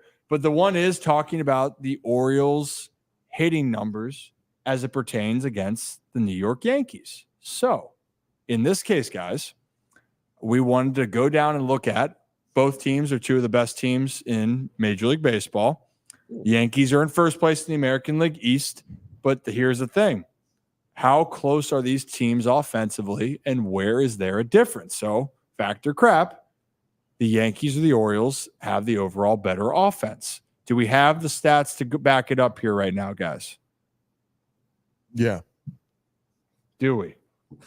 Do we have the graphic, Brad? We don't have the graphic. I was trying to get it together during the show, but I've been doing too many. It's understandable. like half done. So why don't we do this? We'll go down the list. We'll start with this. Mm-hmm. Do you have the stats available, Zach? Yep, I have them right here. All right, let's start off. Home runs. the New York Yankees have 74 home runs, and the Baltimore Orioles, I'll say this, the New York Yankees have 74 home runs in 52 games. That's a lot. The Baltimore Orioles have 69 home runs, nice, in 47 games. Nice. Nice. Okay, so they're pretty similar, right? Yeah. And then the Orioles very well could pass that number. What about batting average, team averages? So when you go to team average, and I'll preface with that was number 1 and 2 in the major leagues. So the Yankees are first in home runs, Orioles are second. In average, the New York Yankees are 4th in Major League Baseball with a 256 average as a team. The Baltimore Orioles are 15th in Major League Baseball with a 241 average. Okay, so that's number 2 here, right? So we're looking at, so if we're doing the math here, Orioles and Yankees are very similar when it comes to home runs. Average-wise, they are near the top, while the Orioles are in the middle. Yep. This is where I think it gets interesting, and people probably are wondering, where does on-base percentage stand for the Orioles and the Yankees? The Yankees have the 3rd best on-base percentage in baseball at 336, and the Baltimore Orioles have the 5th worst on-base percentage in baseball at 300 exactly. Okay, so I think that's a big part right here if we talk about it. And the Yankees have walked 198 times so far this year. Wow. The Orioles are second to last in walks with 122. So the Yankees have walked 198 times, struck out 386. So it's still over a 2-to-1 ratio. So still very good. Yeah. The Orioles, 122 walks, struck out 379 times. So when we're looking at that, that's a big difference when you're looking at it, because slugging wise, the Orioles and the Yankees are tied for the top slugging percentage. Well, the run differential is also insane. Yankees are at 79, plus 79. The Orioles are at plus 70 or plus 52. That's a huge difference as well. Here's what I'll say to that. I don't know the entire schedule the Yankees have had, but what I have looked at before, they've had an easier schedule up to this point. But as far as like opponents are concerned, Orioles have played a lot of good pitching up to this point, and it's still early in the season. I'm really curious to see how it looks in June, because those have 1 day off the entire month of June. That's going to be the gauntlet for them, I think. Like if the O's can come out over 500 in the month of June, I think they're going to be in really good shape going into the dog days of summer leading up to September.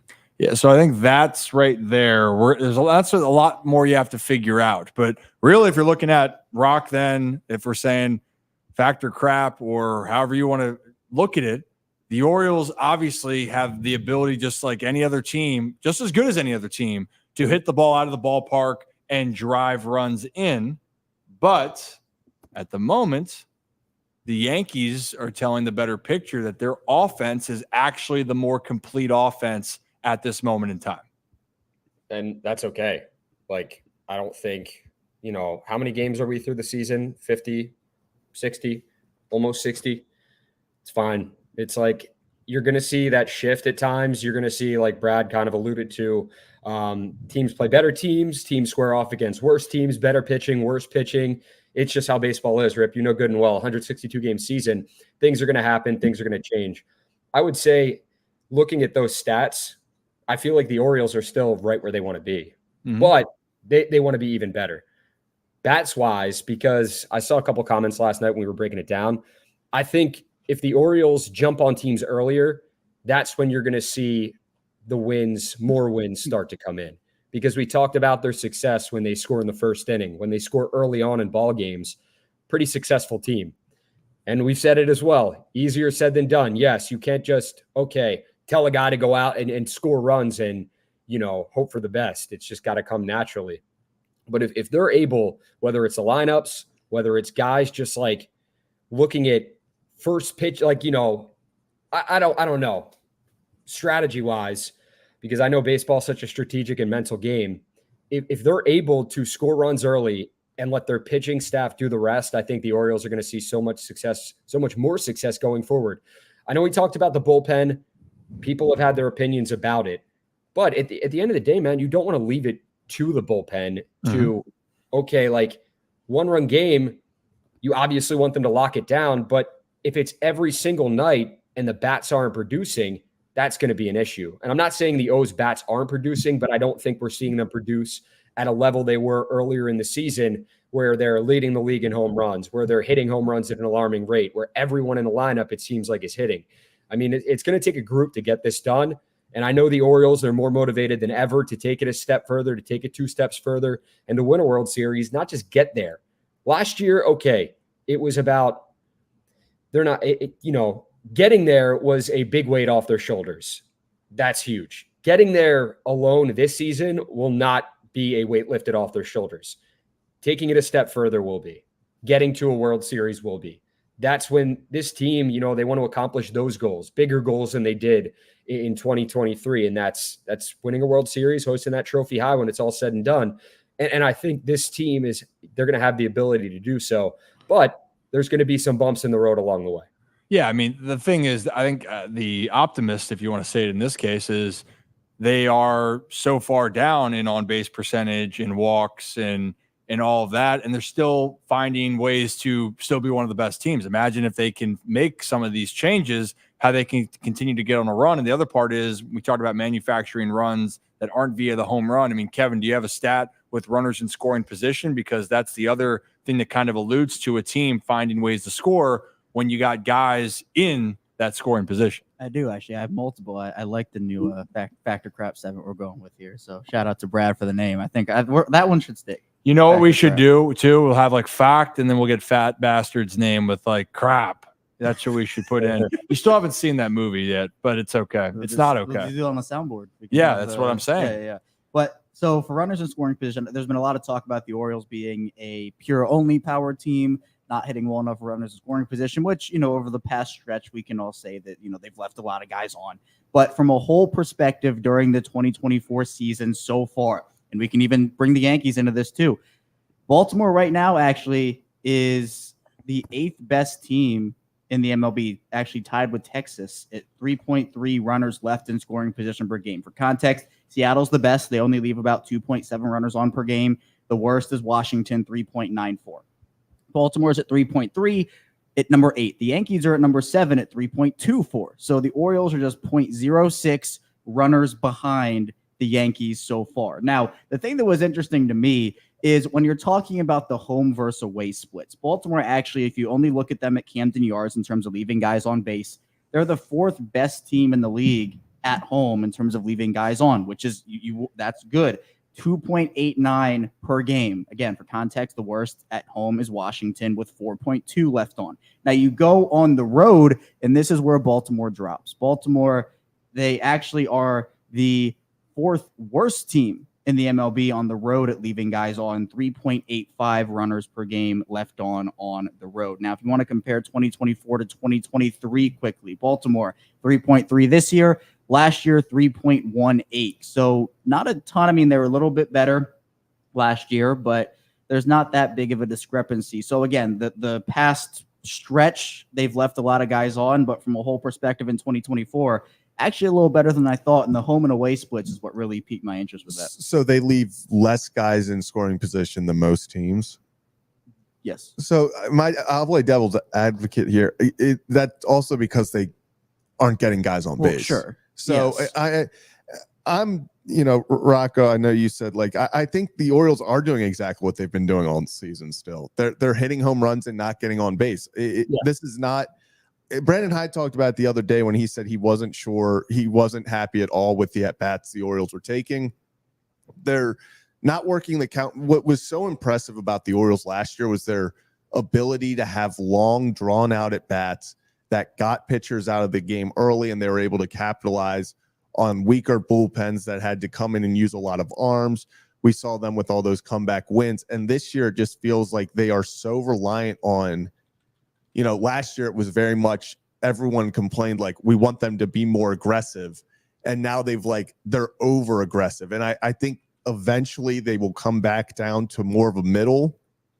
But yeah, but I just right now with them sporting the 5th worst on base percentage in baseball. That's not something that I think they can sit there and go, okay, we need to figure something out. And it needs to get much better, because you can't be a bottom 5 team in on base percentage and expect to consistently win baseball games over 162 games. And I looked it up. From up until April, their on base percentage was only a 311. It's now at 300 exactly. So that's my biggest concern with this team is it's not that they aren't scoring runs. They're scoring the right amount of runs because, well, they've scored, what is it, still the most runs in the AL? But it's the point of, it's not sustainable in my eyes for them to continue to rely on, if the home run ball's not there, we're not going to be able to put up runs. And that's why I think we're seeing these stretches of 5 or 6 games where it feels like the Orioles can't score more than 3 runs. Yeah. And also, to give context from last year, by the way, the Orioles were 21st in Major League Baseball, going back to walks last year. And they actually were a top 10 team average-wise, finishing at a 255 average. But it's different. Your offense is going to change every single year, how it dictates. But the name of the game, get them on, get them in. And if you're not going to get them on, you better hit the ball out of the ballpark, right? Like, that's kind of what the MO has been for the Orioles. But despite all this, guys, they're still finding ways. And they have a chance to rewrite the ship. But it's going to have to be, when they're moving forward, the consistency level is what's going to be talked about right now, because they have done very well. I mean, look, it also depends on matchups too. I don't know, for whatever reason, they play better against the AL East. Like, they really play better against the AL East, and that's what you need them to do. But like, when you see the Cardinals and you look on paper, just whatever the matchup was, maybe it's just the rain delays, nothing seemed in sync, and it seemed like the offense had a lot of fits. Maybe it's because you're not as familiar with them too. You don't play them a lot. Like, that's another thought and process, but we'll find out. That's the way the cookie crumbles, so Kevin. I will say, looking back at, I'm going through guys 2023 and 2024, the biggest guy that stands out, especially on base percentage and drawing walks, is Adley Rutschman, because last year finished the year with 154 games last year. Adley Rutschman had 92 walks and just 101 strikeouts. That's pretty much a 1 walk to 1 strikeout ratio. That's incredible. This year, through 45 games, so we're looking at pretty much less than a fourth, pretty much close to a third of what he played last year. He only has 10 walks and 37 strikeouts, close to 4-to-1 strikeout to walk ratio. He's on pace to probably have like 35 walks, which would be a third of what he had last year. That's where I feel like we're seeing, last year Adley was overly cautious and really trying to draw walks and stuff and get on base. This year we see him very aggressive. I think he's one of those guys where I would like to see him fall back more towards the middle to really start getting guys on base, because right now, if it's home run or bust for these guys, that's where I get concerned. Yeah, and right now that's kind of been the way it's been for most of the season, is capitalize, driving runs. Gunnar Henderson hits a home run at some point in the game, and it's crazy. Gunner's hit a home run in like a third of baseball games this year for the Baltimore Orioles. Speaking of which, I actually, for today's, game, I entered into a parlay. Might be irresponsible of me, but by the way, be responsible with your gambling. But not probably, it's a risky bet. Let's put it that way. I got the O's -2.5, over 8.5 total runs. Gunnar Henderson hits a home run today. Oh, and then I also ended up adding that Grayson hits or throws 7 strikeouts. Oh, you're getting Listen, I'm frisky there. hoping for a huge comeback from the sweep. That's what I'm. You're hoping for an offensive outburst. Yes. Grayson strikes out a lot of hitters. Gavin Sheets helps the situation for your cause. Say the Orioles win 9-3. 9-2. like Gavin hits a 2-run home run. I like it. And everyone would be happy. Hey, I appreciate everyone here. If you're new to the channel, hit that like and subscribe button. Ryan Ripken Show. Do this every Monday and Thursday and Sunday. And we go impromptu on Tuesday and Wednesday. Really any other day. And also we want to remind you, we have this on Spotify, Apple. Please like, rate, review to the pod. It really helps us push it out there more and more. And we know a lot of the things that we talk about, we're visual people, right? And you guys are watching this show. It's visual, but if you can't listen on the audio side and rate and review the show, it gives us more possibilities here and allows us to continue to do more. We're almost getting out of here, Brad, though, and we're going to get to it because we one thing that we've missed, and we'll get to our other sponsor here, but it is I wanted to just touch on the fun things that we talked about on the other side of the show. Just we'll go through it real quickly, either like a buy or sell, or it's spicy. Our spicy topics are back. Little caliente, but before we hop into our spicy topics, let's hop on our Adams Jeep before we get on out of here with those topics. So we're riding. Oh, going that way. There it is.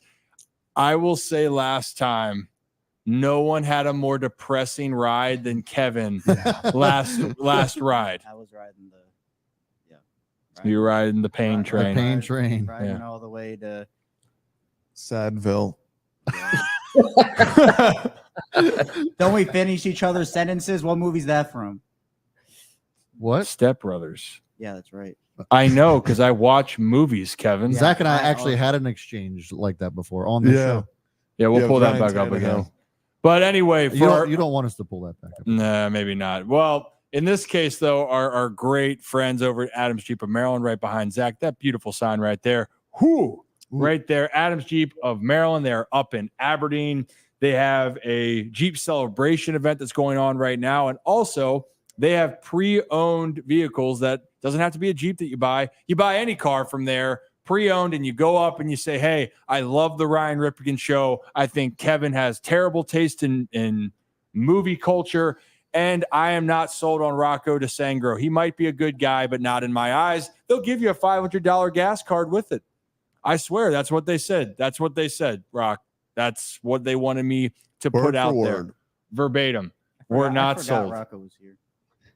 Wow. Kevin is just coming at you. But Adams Jeep of Aberdeen, Adams Jeep of Maryland up in Aberdeen. We have a lot more. And actually, guys, we're planning to do something up there. Maybe we go stop by the dealership there. Maybe we go to an Aberdeen Ironbirds game. And maybe we try to test out the arm here, see if you guys can hit some pitching. Not going. I would blow 3 fastballs right by you. Whoa. Okay, Kevin, I mean this in the most sincere way. Would any fastball get to the plate? Yes. No chance. I have that lefty swag, all right? No chance. I would throw 3 nasty changeups to Rip, and he'd have no clue. What to do Or with it. I would throw in an ephus in there. I mean, I might. Hey, who knows? I might strike out, or I might just hit a rocket right off. My head. I'm going 2 pitches to get him to foul it off, and then I'm dropping the nastiest changeup you've ever seen. Okay. Well, I appreciate that. That's great, guys. Let's do our spicy topics real quickly. One of them, starting off with, we'll just do quick thoughts. We just talked about the Yankees in their lineup, and obviously they have a lot of money, but They're broke. Hal Steinbrenner just came out and said that they might be looking to minimize their payroll for next season. And Juan Soto is the big free agent. Apparently they have interest. Brian Cashman has said they want him back, but that's going to cost a lot of money. Yeah. Are you guys buying that the Yankees are actually going to limit their spending with a guy like Soto that they just traded a lot to get? Yes. I think this should be taken seriously. The only reason I say that is because they're the second largest payroll in the league next to the Dodgers. Is that correct? Yeah. Yeah, it's up there. So, and what do they have to show for it? Last year, bottom of the division. I think that what Steinbrenners are looking at is we're spending all this money, we're not seeing the results. So let's reassess. I don't think that means we don't still try to pursue Soto, but maybe it's Stanton. They have to. I don't know if it's a contract year for him or not, but Stanton's going to be something that they certainly assess, especially with all the money they spent on him and plenty of others. Obviously, they got Aaron Judge locked in forever. So I think that there's some truth to that, but I don't think that it means that they're not going to pursue Soto, which will be interesting because, as we all know, Ryan, the Orioles now have a much deeper pocket than they used to have. Not saying that the Orioles are going to go after Soto, but it would be interesting to see how they also spend money on payroll and go after bigger name players as well too. So now that we're kind of like in a different league than we used to be. For sure. It's way different. Actually, give you the context. It's not the Dodgers right now that's number one. It's the other New York team. The Mets. The Mets have the highest total payroll right now than the Yankees, Astros, Philly, Rangers. Dodgers are 7th. Orioles are 26th. So it will be interesting to see what happens there as we move forward. Dodgers right? Are 7th? 7th right now because Ohtani deferred all that money. That's right. So $2 million, right? yeah, two mil, man. That's insane. It's nuts. One of those deals. They can't keep getting away with this. Hey, Rocco, I have a question for you. Getting a little spicy here. There he is. Get his head up there. He's smiling, kind of. He's nervous. He maybe go do a plank for a minute. We'll get you in the right headspace here. But how about this spicy topic?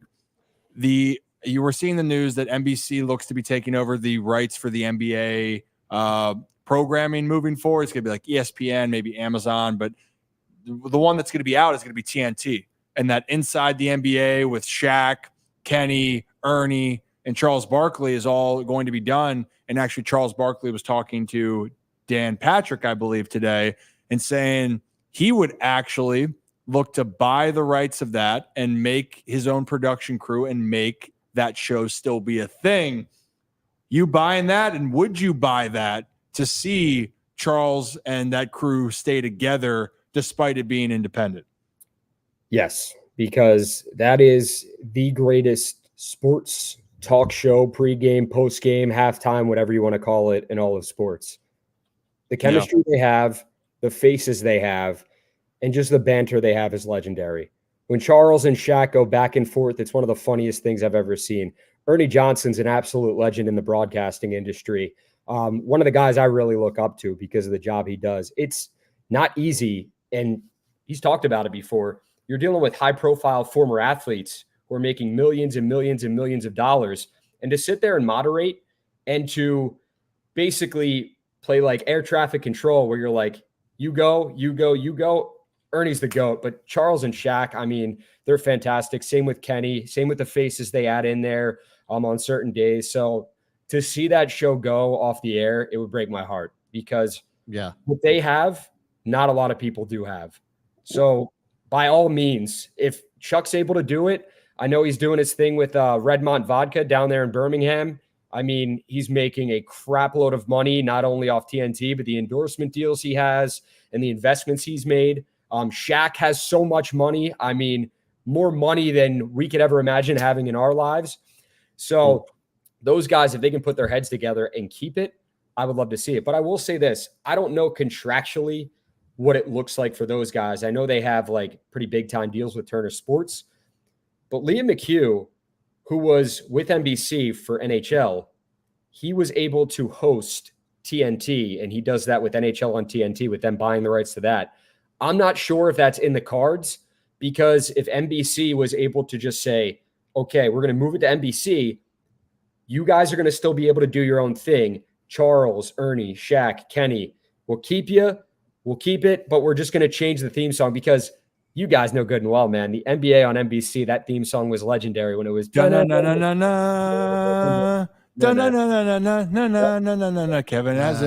heard the song. That was my childhood. It was unbelievable. Yeah. But like I said, I don't know logistically what that looks like, but please, please, please, please, by all means, keep that show together. Keep that crew together because, I mean, taking that off the air, it would be a travesty, man. Well, it would be. People watch that show not to watch basketball either. They just look to see Kenny and Charles and Shaq's interactions. Chopping it up. It's literally what it's on traditional, like it's on the TV networks, but it is as close as you can get to being not on the network. Yeah. But I mean, McAfee's now on, but I was going to say it's what we do on a much smaller scale.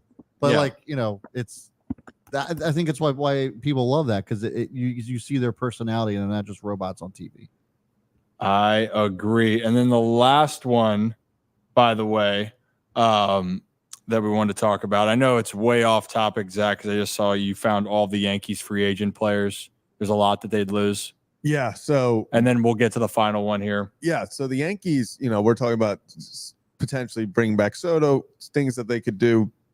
Soto's a free agent. Garrett Cole has a player option. I assume he picks that up, especially with his elbow right now. Gleyber Torres is a free agent. Alex Verdugo is a free agent. Clay Holmes, the shutdown closer who's untouchable, he's a free agent. Tony Kahnle, who's a big part of their bullpen, he's a free agent. Jonathan Loaisiga, who's a big part of their bullpen, he's a free agent. Alex Verdugo, already said him actually. Anthony Rizzo is another player option. Actually, Rizzo is a club option, correct?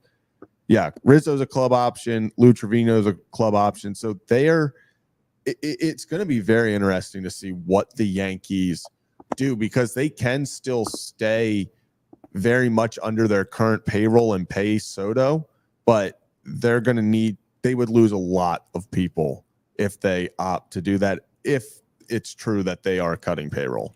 Well, I guess we'll have to find out on the payroll side. Appreciate you showing that. And oh goodness, before we get to our final spicy topic here. Hey, Deport, you better stand up, Kevin. Kevin, stand up. Come on, Kevin. Stand up. Kevin. He got so quick. That was He's aggressive. He's like a spider monkey. Well, so the thing is, Kevin jumped up and then he did a light little smack on his laptop there. I don't know if you saw that. It was like he jumped in the face and it was like a little, But D Porter, what's up, fellas? Hey, when you guys hit 50,000 subs, you need to have a meet and greet tailgate party at Camden Yards. Deal. Sign it up. Yeah. Sign us up for that. And honestly, we might do it when we get past 10,000. Maybe not the tailgate part, but of blowing it out a little bit, having some fun with the community that's here in Baltimore. Maybe we'll talk over with our friends at the Iron Rooster. Ooh. Maybe have a little fun over there. I know a guy over there. And again, Kyle, Iron Rooster, you talk about service, you talk about just a great vibe, great food, great time. Unbelievable supporters of the show. Incredible. So much more that we have planned for them, but that might be something where we're like, hey, Kyle, I'm thinking happy hour. And I just say we invite the entire community. Yep. And then we just have a good old time. That might be it. Breakfast or dinner? Breakfast for dinner. We might have it. Maybe it's for our Orioles road game too. And then we can just be like, hey, let's watch it together. I'll get behind the bar. I'll get behind the bar. Yeah. I'll do that. That'd be great. Guest bartender. I made my first margarita the other day. I was very proud of myself. You know what they say about the fifth margarita? What's that? Oh, no. So one margarita. You don't know that song? I'm not. One margarita, two margarita, three margarita. Nope, that's not the one. That's not the. I'm thinking Luke Bryan. Come on, you guys never heard you never seen it on IG floating around. Give me one margarita. No. Abo. Yes, Oh my! I've seen it. Kevin knows. Well, I don't know if that makes you feel good that Kevin knows this and not us. Because it's highly inappropriate, and I know that there's going to be some folks in the chat that will back me up on this. I'm just saying that Rocco's talking about 5 margaritas, and it might make him a bit slutty. Well, so. I was not talking about 5 margaritas. I just made my first one the other day. I would be terrified if we had to watch Rocco play out that entire song. And you know exactly what I'm talking about, and I know exactly what you're talking about. Oh shit! Oh goodness! All right. Goodness. Anyways, we got a lot. We might speaking of NSFS, not safe for stream. There you go. Thank you, Kevin. Appreciate you on that. And we'll talk about more of those ideas. We want people to be involved with our plans as we move forward. And but before we get out of here, what do you got? Last spicy comment. Yes. And then the poll that we never got to. Yeah. So Shaq had Draymond Green on his podcast. Yep. It's been floating around. And then Shaq, I'll just play the clip, and I want us to react on this on the other side because I think it's absolutely hilarious. And Draymond is also out of his mind.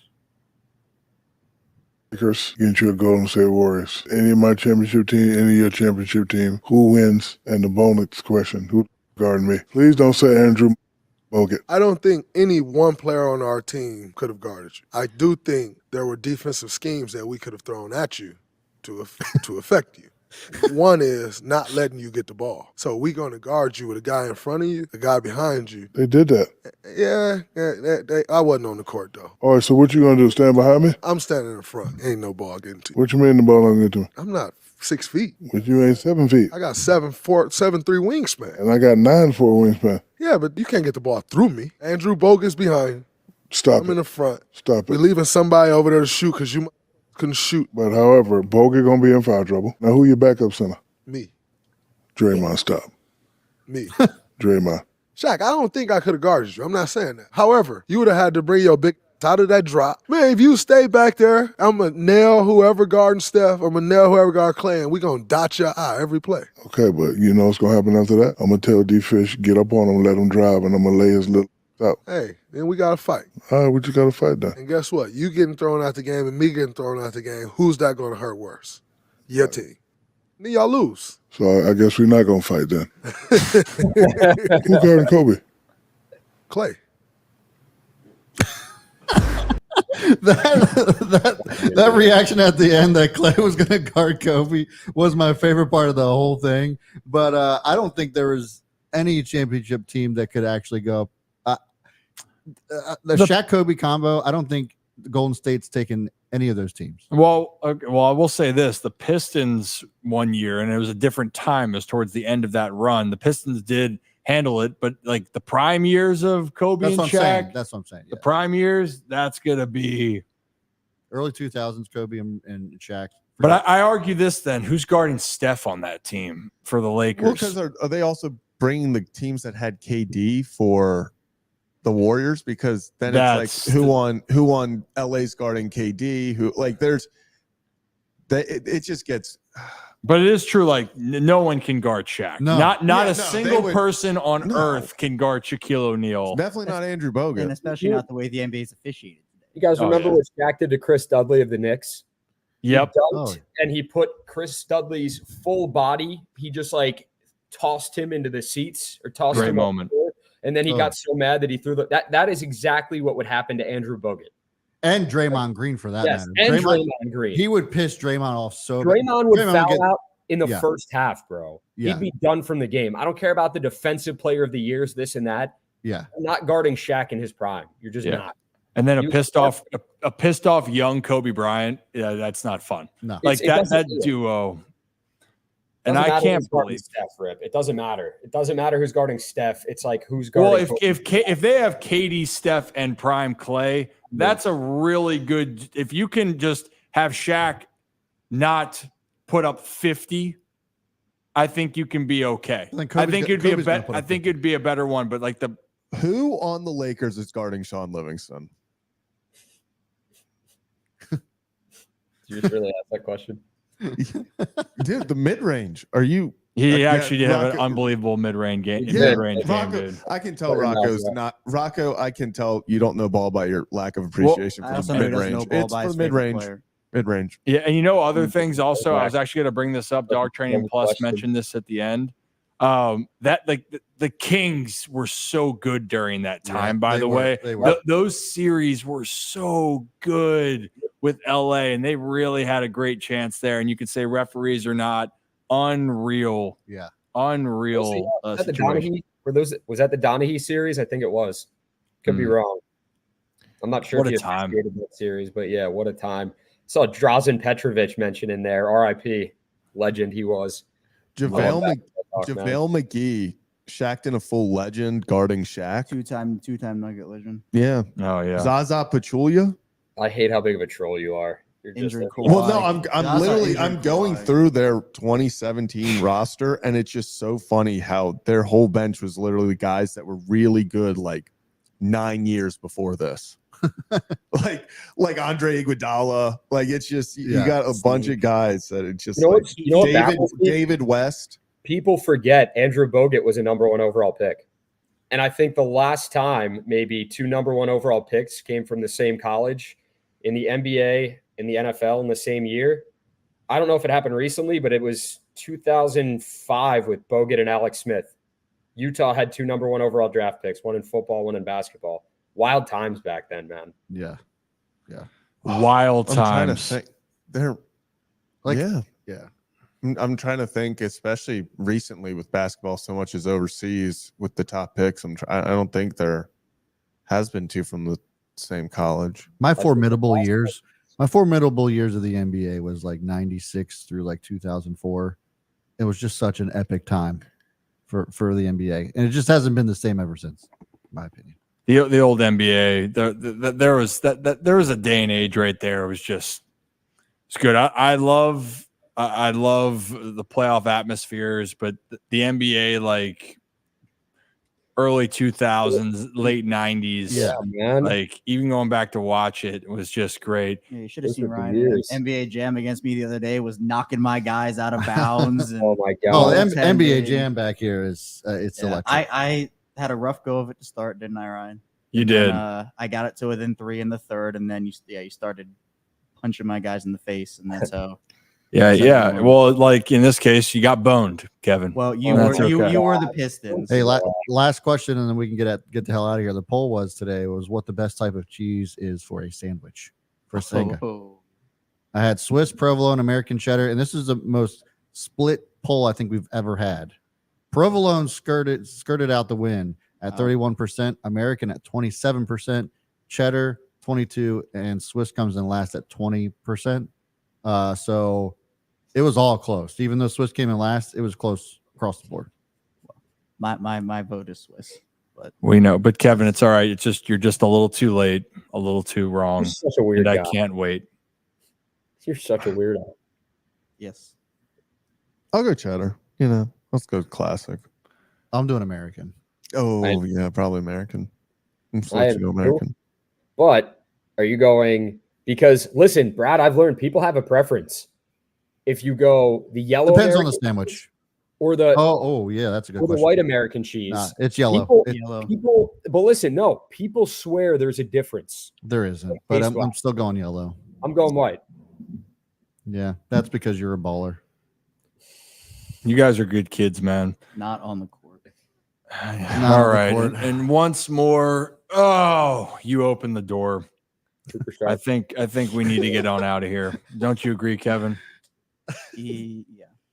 Cooper Yeah. Sharp's underrated. You don't have to go home, but you can't stay here. Well, Yeah. I could tell another 30-minute story if you Nope. Nope. Nope. Not today. Do we have No. the cheese slices. Well, Vermont- there's One one last time- time. One last call Actually, for alcohol. I was gonna So tell finish a story last your- stream, but no one let me tell it, and Nope. it was related to last stream. Well, that's I'll great. Save it for another day. Well, Cheese whiz. You do that. you do cheese that. You don't What's your have to favorite go, Chinese- but you what's your- can't stay. Jeez, Kevin. God damn it, Rocco. Shut the fuck up. Yeah, goddamn, Rocco.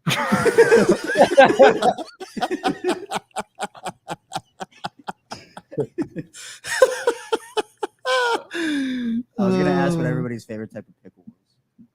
We'll save that for later. That's what you wanted to do right there. We're trying to wrap it up, and you're like, let me ask a pickle question. Well, I bought kosher gills the other day, and I've kind of regretted it. So. What? All right. We're All right, saving we're that done. for another We're one. done. Heel cinnamon. That's where we close the door. You will be here in my heart, Kevin, and my heart will go on. Okay, cue it.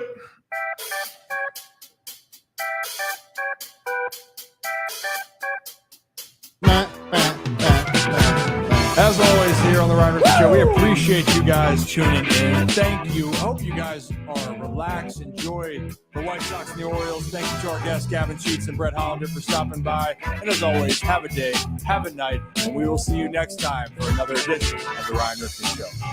Peace. And Rocco. Let's go get some corn, buddy.